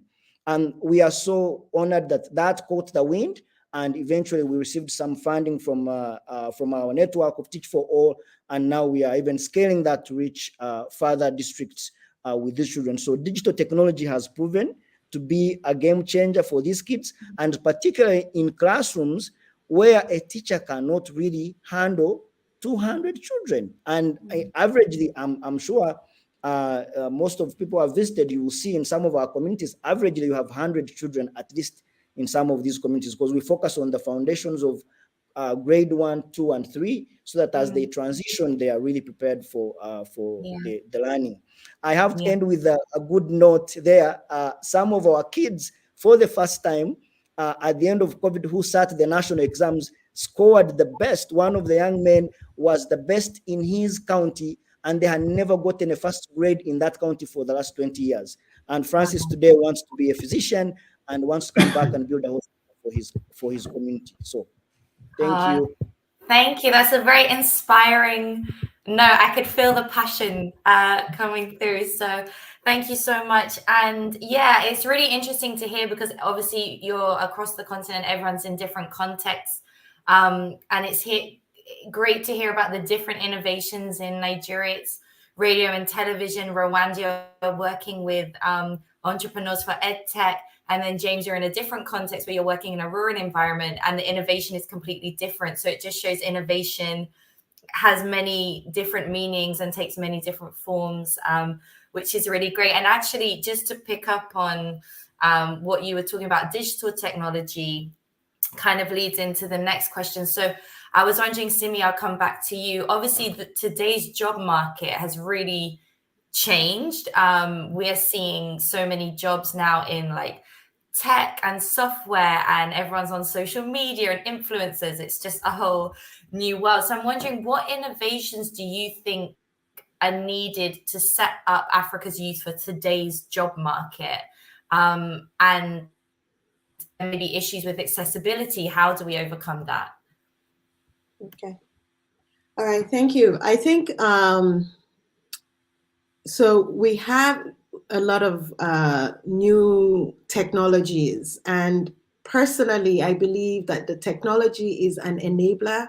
What we really need are the skills, the some call it soft skills, some call it life skills, that enable the students to actually independently explore their own learning, their own self-improvement. And so we, especially at JA, we've always believed in experiential learning. And so for us, it's more important if the technology actually enables the young person to go on a personal quest for learning and self-improvement in the way that they learn best. So for me, I think the best tools are those that provide the teacher to have an inclusive classroom for multiple learning styles to thrive. So what do I mean by that? Moving away from, the African traditional method of, teacher teaches, students write notes, and then at exam time regurgitate what they've crammed from their notes, to more of a project-based type learning, where students develop different skills that they didn't even know they had, different ways of learning, different interests, and really using technology as an enabler in that context. So a classroom where you're concentrating on solving a problem, critical thinking skills are employed, and coming together as a team to solve that problem, where collaboration and teamwork skills are needed. And then, of course, working through the process of developing the solution and then presenting the solution.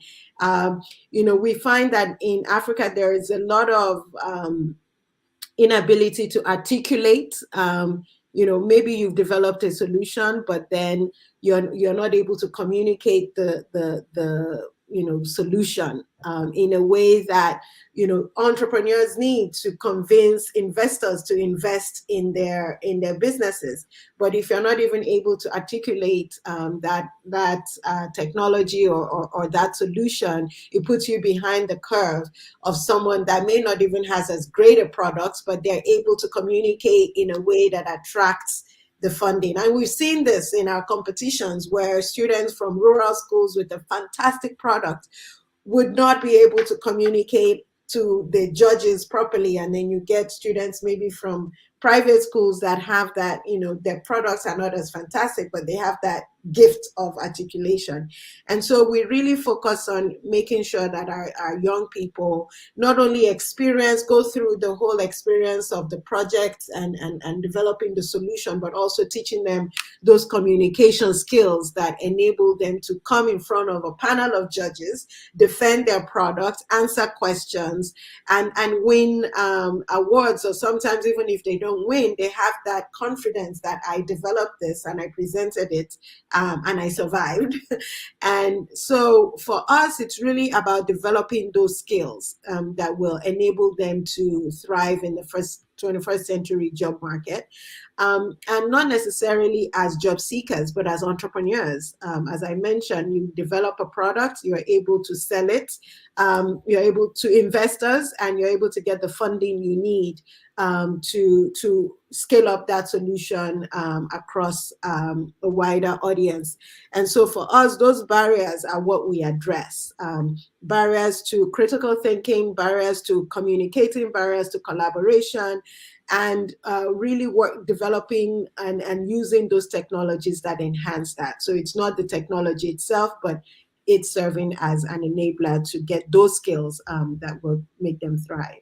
Yeah, no, that's really interesting, because I think when we talk about innovation, the first thing we think is technology, and actually you're talking about innovations in the way that we teach and the way that students get information. And yeah, Joseph, over to you. So yeah, what innovations do you think are needed in today's job market? What technology is needed? How can we make sure people have access to that? Thanks, Priya. Just building on what was said earlier, I think that when we think about the jobs, right, which you might know, for instance, the foundation's Young Africa Work Strategy, which is the whole things we do is about ensuring that young people on a continent have dignified and fulfilling work. So everything's focused around that. So some of the things we've seen is that you have young people who are graduating and yet are not able to find work because the skills they acquired are not fitting the demand within the job market. And so we need to be able to connect education and economy. Everything has to be demand driven, right? We need to understand what the demand is. Education is one sector where we seem to not worry so much about the customer, meaning that the market itself is looking for these skills, but yet we're not connecting what we're providing to the students to what is needed within the market. So we need to make that connection. I think that's the most important things. The second part is around this edtech, education technology that we're supporting, right? One of the things we need to ensure of is that that whatever product is developed is actually creating learning, right? This is why we need to engage teachers in the development of those solutions. We need to ensure that it's actually it's embedded. We have the principle of the science of learning embedded in those technologies, so that they actually are generating learning. So that's really critical in ensuring that happens. If we do that, we keep in mind demand-driven. We make sure that we understand what the market is looking for, and that the education institutions are connecting to the market. I think we'll have a better chance of actually enabling our young children that they would have a better future and they would have work when they graduate. Thank you. Thank you so much, Joseph. Yeah, I think, again, like a really important point.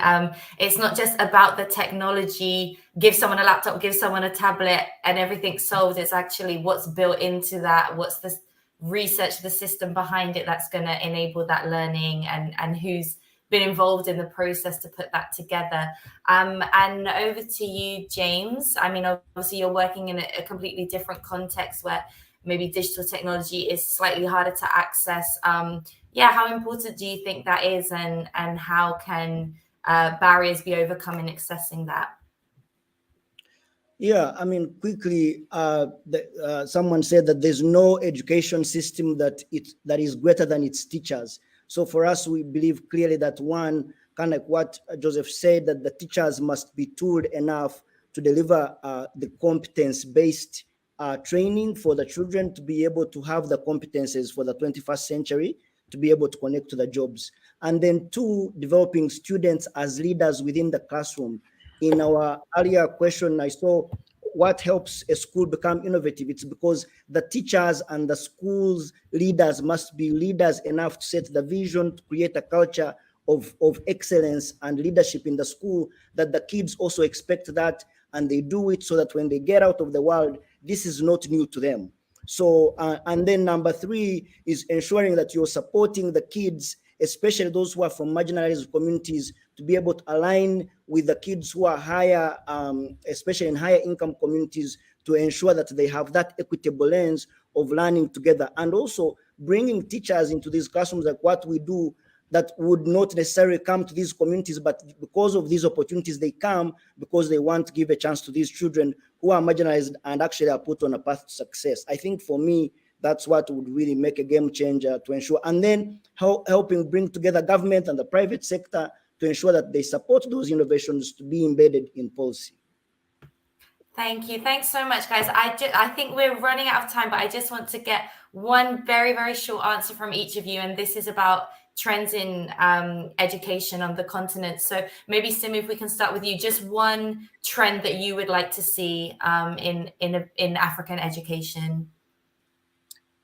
Okay, so I'm reaching you today from my son's school in Exeter, New Hampshire, and we've had the opportunity to visit the classrooms, and I'm really wowed by, they call their table the Harkness table. I don't know if you've heard about the Harkness methodology, where it's sort of an oval shaped table, and the students sit around the table and discuss the topic of the day and really actually teach themselves. And the teacher just sits there as a guide to make sure that there is no misleading information. So the burden of education is placed on the students. You have to come to class prepared to teach your peers on the topic, and the teacher is just serving as a guide. And I see the confidence that it brings out in the children, and I hope that this is a trend that we can take back. It's something that we already do, but to do more of that, where the responsibility of education is placed on the students and the teachers are brought on as guides. I agree with Kasaga that there is no education greater than its teachers, but I also think that the teachers have to also recognize that in this day and age, the students may actually know more than they do about the topic because of the internet, because of all the other things. So it should be a collaboration in the classroom. I think that's a trend that I hope will continue, where young people increasingly get the burden. And then the other, of course, is collaboration. I really want to see more of that. And Kasaga, I'm going to come to you and introduce you to our JA person in Uganda, because I believe that, in Nigeria, this TV, the TV series that I just talked about, one of the ways we're getting it out is getting the Teach for Nigeria teachers to actually bring it into their classroom as a way to do financial literacy. So I do hope there will be more collaboration, less competition between NGOs in education, because we're all trying to do the same thing. Definitely. Thanks so much, Simi. Joseph, over to you if you can. We're running quite short on time, so just one trend that you would like to see in innovation in African education. Thanks, Priya. For me, I'll echo some of what Simi said. So for me, it would really be a movement towards learner-centered approach. So that would be a trend that I'd like to see. And also see that we are moving towards an applied, or better yet, a relevant education. So those will be the two things I'd like to see. Thank you. Thanks very much. And James, over to you. Yeah, one really here for us, we believe that there's no silver bullet that can solve the challenge of education inequities in our countries. And so the power of collective leadership, that's what we believe at Teach for All. And for me, at Teach for Uganda, we see that happening with government working with us, with the private sector like DHL that has been coming to us, and even in COVID supporting us, extending these materials to kids where we couldn't go ourselves. And then as amazing as we could, our teachers and students together working to shape a better future for all of us. Yeah. Thank you. And thanks, guys. That was very succinct. Lovely. I just want to say thank you so much for taking part in this panel. It's been really interesting. And I think for me, what I found most interesting is actually, you know, sometimes we're taught innovation, technology, but actually what you guys are talking about is, okay, yes, technology is great, but how is it used and how is it built, and how do we more shape and shift the education system and put the learner first?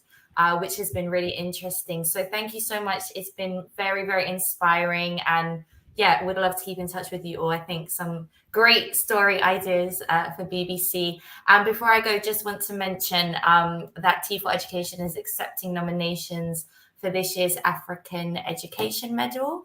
So you can find that on their website, africaeducationmedal.org. And thanks so much. And I'll hand back over. Thank you.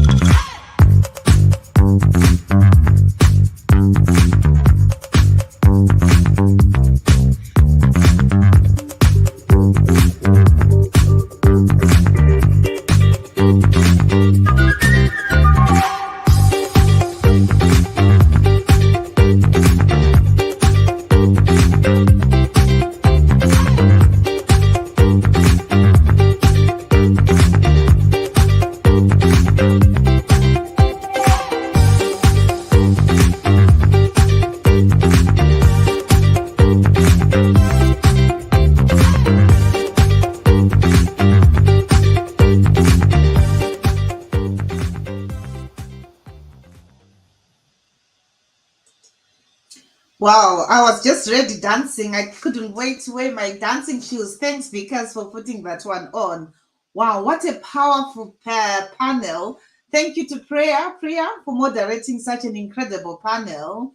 And I loved all the incredible points from Joseph. He raised a very important point about connecting what students are taught with what the skills that are needed in the markets.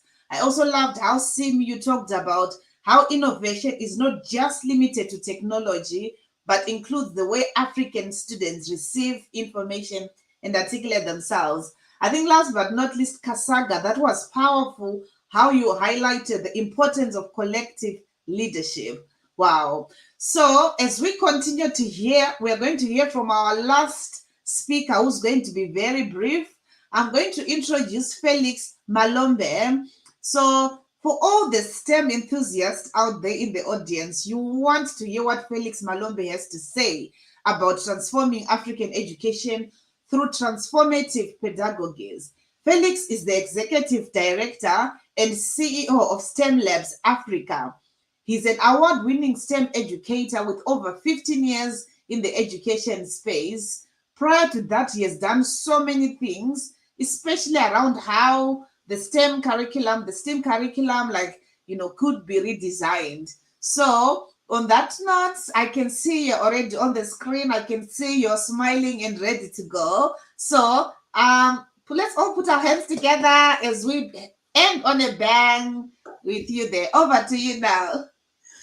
Thank you very much for that awesome introduction. Thank you very much. Yes, my name is Felix Malombe. I currently serve as the Executive Director at STEAMLabs Africa. I personally am an educational technology and innovation coach, supporting the children in Africa to become the best versions of themselves as we prepare the next generation of actors, innovators, and creatives. Fellow world men and women, according to the UN projections a few years ago, the sub-Saharan population will nearly double to more than 2 billion by mid-century, that is 2050. The region is growing 3 times faster than the global average, and by 2070, it will become the most populous place globally, surpassing even the mighty Asia. By 2050, specifically, Nigeria is forecast to have 400 million people, meaning it will overtake the US, the United States, as the world's third most populous country. The starkness of this fact illustrates the degree to which demographic will shape Africa's future. Nigeria's growth is part of an extraordinary population surge across the continent. But there is controversy about whether it will continue to or it can be reined in. This is an opportunity. This is an opportunity for Africa, not just for Nigeria, not just for a few countries here and there within the continent. And the opportunity lies in education, in what is happening in the classroom.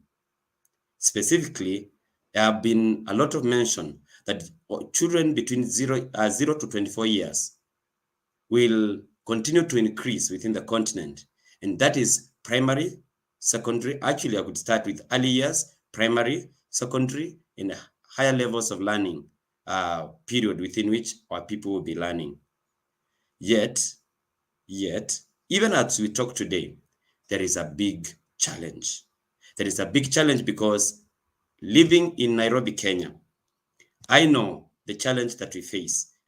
I was in a class in the year 1995, class 1, where we were 112. In fact, when I sat for the exam, I was number 72 in that particular term, March 1995.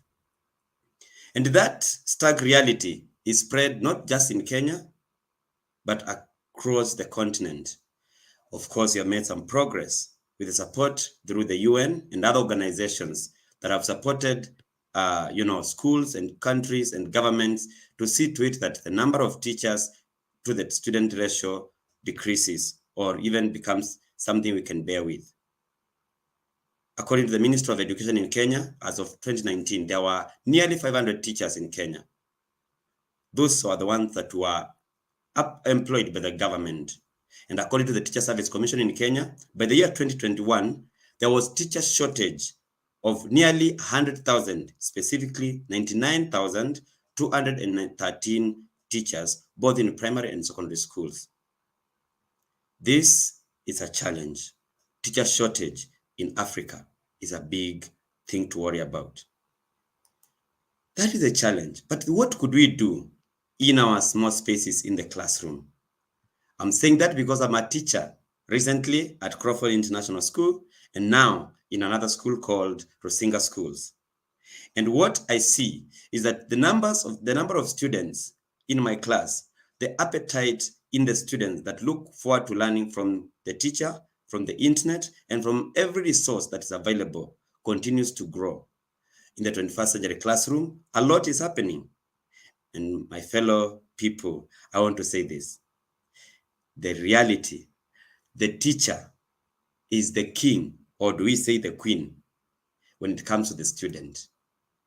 You know that because when you say 1 + 1 is 4, the child will tell you, my teacher said it is 2, and you cannot do away with that. So what can we do in our classrooms today so that we can bring about change? What can we do in our classrooms today so that we can be, as teachers, the pedagogues that the world awaits, or that at least Africa community needs, despite the challenges of teacher shortage, resources, lack of resources for delivery of the 21st century learning. We can do something. At least the internet is here to support us. Even the deepest or the farthest place in Africa, if supported with little efforts, anybody can access not just content, but absolute and amazing pedagogies that can transform the learning, whether it is for 112 students like I was in 1995, or even for 25 students in your classroom today. So pedagogy, as we know, is the art and science of teaching, in a simple way. But then I'm talking about transformative pedagogies, and I'm saying we can transform learning, or we can improve learning in our classrooms by adopting a few of these. Most of the speakers have spoken about them, but then I'm going to just repeat them. And for example, say the most important thing in learning is not even technology. It is the child who can become innovative after the teacher has passed on the knowledge or has empowered them to believe in themselves, just like I do in my classroom every day.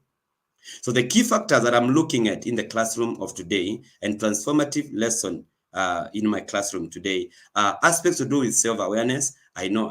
I'm saying self-awareness, independence and self-efficacy, self-affective development, social interaction among our children, and lifelong learning, or what we could even connect with metacognition.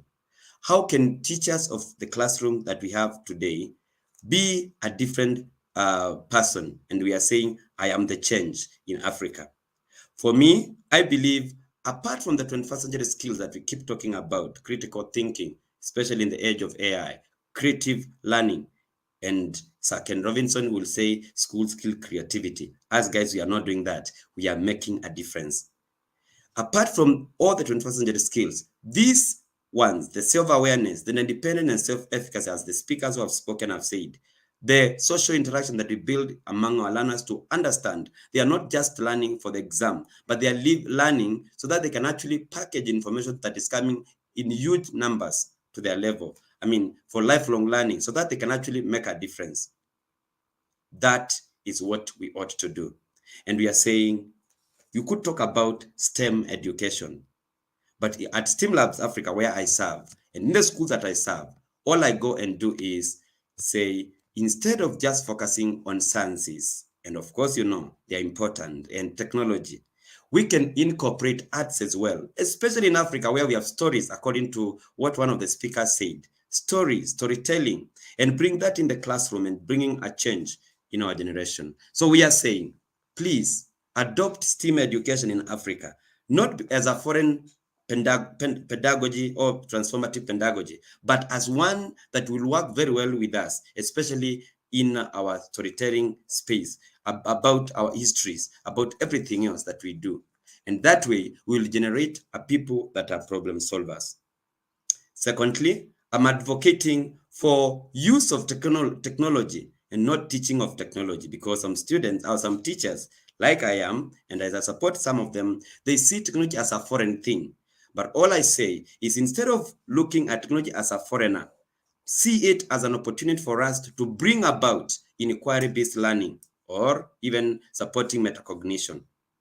Number two, adopt what one of the speakers mentioned here, the project-based learning, where we don't build projects, but our learning promotes project-based looking of things, in quotes, so that our learning, the projects that are built, we are not just making projects as teachers, but we incorporate the journey, the problem, process, product approach that we have adopted even at STEAMLabs.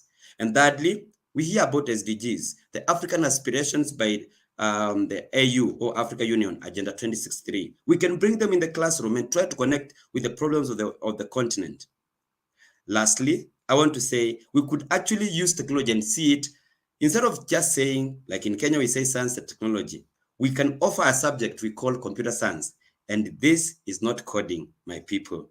It is a comprehensive way of looking at technology as a subject, where we empower children to survive, not to survive, to thrive in the digital world or the computing world. And finally, of course, we can use AI for teaching. Learning is social, and there are so many things I can keep talking about, transformative pedagogy that you can adopt. But my worry is in the teacher that is in college today, the student teacher.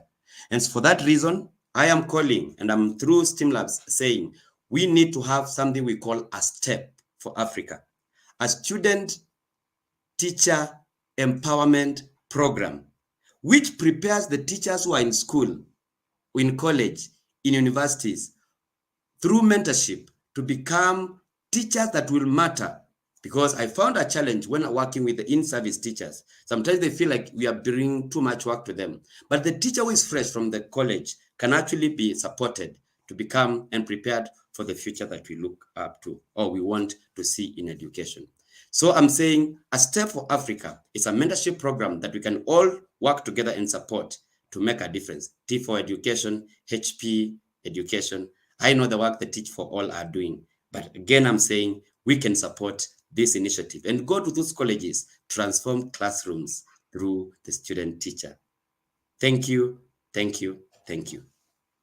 Felix, you are a superstar. Thank you for sharing your message, which is well received. And we were really pleased that you could join us. And congratulations once again on everything that you have done through your teaching as well as STEAMLabs Africa.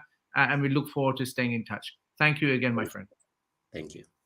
So now we come to our final speaker, and the final speaker usually has the role of actually being the keynote speaker and the person who inspires the most. And there's a lady called Dr. Basuti Bolo who has performed that for us. She is one of the most inspiring advocates for education on the continent.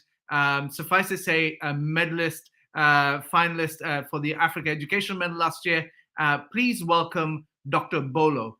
Dr. Bolo, thank you for your patience. I know you've been backstage waiting, but allow me to just spend a little bit of time so that people understand who you are and your background, because I think it's incredibly inspiring. And so Dr. Bolo serves as the Endowed Chair of Education Technologies at Africa University and is the founder and CEO of GoToSpace, whose ambitions to empower women and girls reach far beyond Africa and to the stars themselves. Her initiative educates and mentors 10,000 girls a year on space and STEM at the national and international levels, helping harness space science in the pursuit of sustainable development. You know, Dr. Bolo's dream is to change Africa, but driving its vision to achieve the Sustainable Development Goals. She recognized that quality education is the key and that girls must not be left behind. Africa's population has more females than males. Therefore, it is vital that they are empowered to act on sustainability through STEM education. Dr. Bolo, please use this platform to evangelize for your message. We're here with you. Over to you, ma'am. Yeah, good afternoon, everyone. Yeah, my name is Basuti Geti Bolo. I'm from Botswana, but working as an endowed chair educational technologies at Africa University in Zimbabwe. It is an honor to be invited and to be part of the speakers that are speaking today at the Educational Africa Summit, and I'm happy to be among them.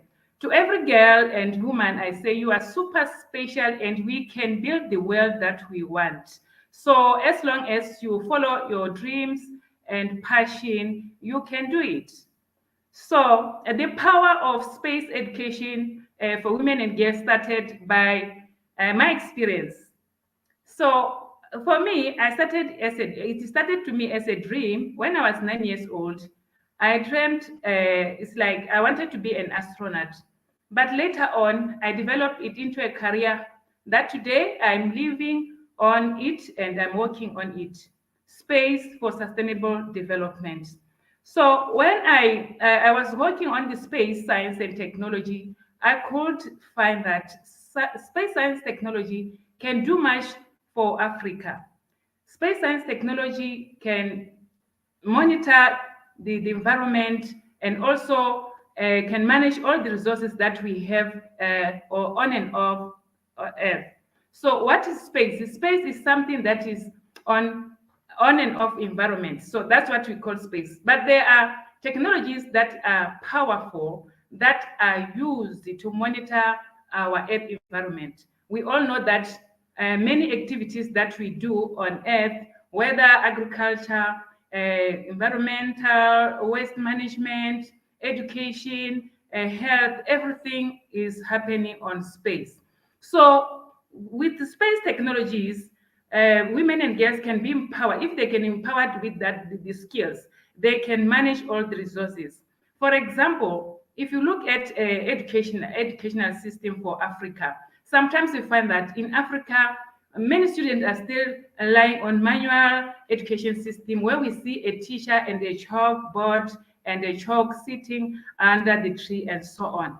But with the space science technology, we can introduce what we call tele-education or in-learning systems. These are the advanced technologies that when a girl child or any teacher that can be empowered with that skills can introduce to the class or to our nations, and education learning system can be much easier. Like, for example, if you take off e-learning or education, a child or any child can learn everywhere, anywhere, anytime because of that. But if you look at the source of the of that technology, where the technology or where the skills come from, it comes from space science. Space science under like space telecommunication, these satellites, they provide us with the communication skills, communication technologies that provide skills. And also like networking, we get our internet from the space science technologies that is linked to satellite telecommunication. So this is one of good example that I can give for a tele-education or under education system. So looking at it, and once you look at the girls in Africa, many women and girls that are disadvantaged because you find that a woman, the one that you find them at home raising their kids, cooking, doing all the jobs, most of the job. It is a African culture, so we can't change the culture, but we can provide the needs for women and girls to work at home. So this space science technology linked to education system can provide those resources for a girl child that is very far in remote areas to learn, to avoid walking a long distance to follow to reach the schools that are in urban areas. So this one a good example. And also our teachers can even cover many students at once by using those e-learning educational systems. We all know that most of the, like you see in Africa, find that one teacher is equal to more than maybe 50 students in a class. So it can be easy for a teacher to use that technology if they can be empowered with the skills. Another example is Earth observation technology, satellite technology. This is the technology that provides satellite images that covers our environment. And that images can cover an area that is larger than any other area, that if a woman or anyone who is working on that environment will reduce the distance of working from point A to B, trying to collect data. So that one will bring the data that is at a larger area, and that data is being collected remotely. So that's what we call remote sensing data. This remote sensing data can assist women who are maybe expectant to work rather than maybe losing the job or maybe taking unpaid leave. So these women can use that technology if they are empowered with the technology and that skill. They can easily work from home anywhere and also get paid like any other person. So this statement is that we are not leaving a male child or males out. So this is about to empower women so that they can also get high-paying job and also be equal when it comes to the job, when it comes to job environment. So the other skill is engineering. When you talk of space engineering, it's design of tools. And this space engineering, we can also, because I mentioned earlier that this is what we call remote sensing technology or engineering. So students can create or design objects like robotics that can assist them to work wherever they are easily. We all know that if you look at the surveying job, we see people in the sun surveying, sampling water, sampling soils. But if we can design those robotics that can sample the soil for us as women, like I said, that to avoid long distance and heat and other challenges that can affect a woman. So the world or Africa can do much better. So that's why I'm saying space for women can empower women and girls, and they can also work everywhere, anywhere, anytime, like any other person. So the other example, if you talk of space technologies and skills that are related to health, we see most of health workers, they are women in the hospitals, they stand alone, you find them that they are working also from hospital to clinic, up and down. But if we introduce the technologies, space technologies, they are faster. Like you talk of robotics, like drones technology. We see now drones, they are delivering blood from one point to another. And also there's what we call telemedicine. Telemedicine can also be assisting nurses from villages to communicate to the doctors in the cities or wherever they are, even international, to get information and also to monitor or also to maybe to consult a patient very fast and easy. That's what we call real-time medication consultation by using remote sensing or satellite technology related. So this is what I say, space science and technology is a super power tool for women and girl empowerment. So to the African member states, I can say we have to change the way our education system is, or we have to try to improve it. By introducing space science technology, we see many countries are launching space science spaceship like satellites currently, but this satellite must be the technologies or that are focusing on the African needs. Africa space science technology, it's supposed to focus on the, not on the astronomy, like astronauts maybe to fly into space, but to address the challenges that are currently existing in Africa, to monitor our environment for teleeducation, telemedicine, and other robotics technologies and skills that can assist us to work much easier and to reduce the cost of traveling and fuel from point A to point B. So what I can say to a girl child today or a woman is that you must follow your dreams and follow your passions. Your passion is very important. If you work in such kind of environment where you find that there are male environments, sometimes you feel like there will be some challenges of maybe you think like because you are in a male environment, they don't support you. They will support you, and you have to be strong enough to work with them because you can't do much alone. We need each other to to accomplish our goals and to drive our visions. And I would like to thank you, T4 and HP and Teach for All today for inviting me to share this knowledge and skills that I have with others global. Thank you so much. Well, thank you so much, Dr. Bolo. We really appreciate it. And please know that we're truly grateful to you for all the work that you do in lifting girls and women, especially with regards to STEM and STEAM education. Thank you so much. And we wish you a happy Saturday. Okay, thank you. So, Bongai, we're at that stage where we think about, well, look, what incredible inspiration we've had today. What has been the standout for you? So almost everything, because I cannot believe that we are at the end of our session. We've heard from leading education and thought leaders around everything we can do to transform Africa. But I think if I was to almost summarize and put in a bottle, I think the things that I've heard wasn't about the what, whether it's technology, systems, but it's about how we are shifting things like on the continent. And also what I also picked for me is the hunger, because for generation and ages, solutions in Africa were exported, right? But now it's Africans solving their own solutions and challenges, Africa for Africans with others across the globe, because we cannot do it in a vacuum. And the whole issue around locally rooted but globally informed came through. So thank you so much, because what about you? What was the outstanding thing?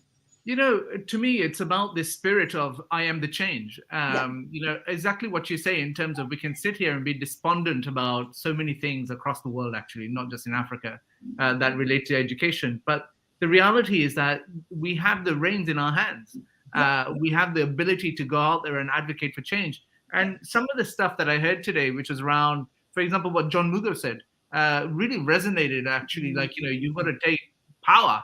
And you've got to drive it and drive the change that you want to see. I'm deeply inspired with all of our speakers here today, and I'm grateful to Teach for All for your partnership in making this happen and extending our reach to make sure that that we reach many, many, many more change makers than possible. From a advocate basis and advocacy basis, the Africa Education Medal is something that I'm really proud of. And I know, Vangai, you're also a judge on it. I love it. The reason why these things work is exactly what Professor Phakeng, who is our last year's winner, said, which is that it brings an inordinate amount of spotlight and sunshine and focus and prominence to a cause. It's not necessarily just about the leader, although we're celebrating the leader. It is about celebrating all these incredible change makers. And again, the idea behind it, and especially when we came up with it with our founding partner HP, was change is possible. And actually, it's not going to happen if we just sit on our sit on our bums and just think in terms of that this is just the job of education ministers around the world. We as educators, as proponents, as evangelists, as activists, also have a huge responsibility to make sure that change comes from bottom up and from the grassroots and actually informs policy. And I know that Teach for All is very focused on leadership in particular. What excites you about the Africa Education Medal? I'd love to hear your perspective. I think almost everything about it, because for a very long time we used to focus on the deficits or almost think what's not working, what's broken. For me, what most excites us about the award, about the medal, is that for once we're thinking about where are the spotlights, Of course, we believe that it's collective leadership, it happens in every sport, but sometimes just like beaming this, it shows, there's so many incredible ideas and inspirational people, and activities across the continent. And the last thing that makes me so excited about the Africa Education Medal, it's because of the name, Africa Education Medal, because honestly, like what Professor has said, the amount of limelight, not just on the individual, but that happens then around the work, the interest, the work around artificial intelligence, the work around leadership, it's all wonderful. And it really aligns with some of our thinking around, how can we celebrate what's working? Well, on that note, we wrap up this year's Transforming Education in Africa Summit. And the idea really in this wrap up is to say a big thank you actually to our partners, for Teach for All. You've been an incredible partner in this journey. Thank you so much for everything that you've done. And actually, it's not just Vangai, but an entire team that sits behind her. I'm really grateful to all of you for your hard work. We obviously thank our financial sponsors, our founding partner, HP, in this entire process. Nothing could have been possible actually without HP's vision and commitment to the Africa Education Medal. And we're really grateful to you, Mayank and team. Thank you so much for that. And quite importantly, all of you who have logged in from all over the world, actually, and not just from Africa, for joining hands with us in this process. Solidarity is just so important, and I'm really grateful to all of you for all your incredible comments and to make sure that you are so committed to the cause. And this isn't just about T4 or Teach for All or HP. This is about education, and so all of us as advocates must come together. We end on a note to say that it goes without saying that the Africa Educational Medal is open. The nominations are open on our website, and you can go to africaeducationmedal.org and to make sure that that you participate. And don't forget that you can claim your certificate. You also have to go to africaeducationmedal.org, and if you register, you will get a certificate for today's attendance. And so whilst I love receiving emails, you will save us a bit of work by making sure that you are registered. And if you are, then you will receive a link. And to make sure that you can also go to your school principal or whoever it is and say, I took part in this summit. I know that I have learned a lot. I know it's contributed towards my professional understanding of what is required. And on that note, Vangai, I'll give you the last word of today's Transforming Education in Africa Summit. What do you have to share with everyone? I want to say thank you to Vikas for being such an incredible force, for just being such a brain and passionate about what education globally and in particular on the continent. I know you were not expecting this, but that's my final word. And thank you to everyone for showing up on a Saturday. I saw so many people, even our supporters from across the world, who have woken up as early as 3 a.m. Thank you to everyone. And on that note, okay, enjoy the rest of your weekend. It's a wrap, as they say. Thank you all very much. We'll end with this fantastic video from HP. Goodbye. One university in the United States conducted a study in Africa, and they said that we have over 100 years to catch up with the rest of the world. We realized that our public school teachers needed huge upskilling. The main question is, could it be done by just starting from the basics?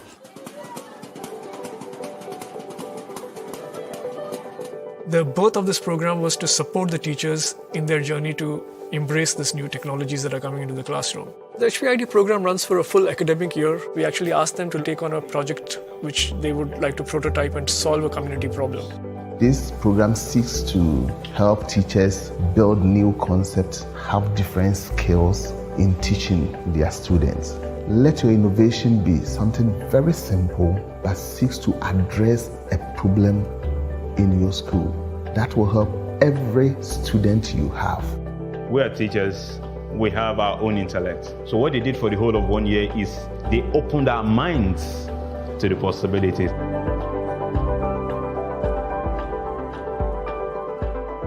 Teachers recognize that they can be change makers in their classroom. When you have the framework, you can do anything.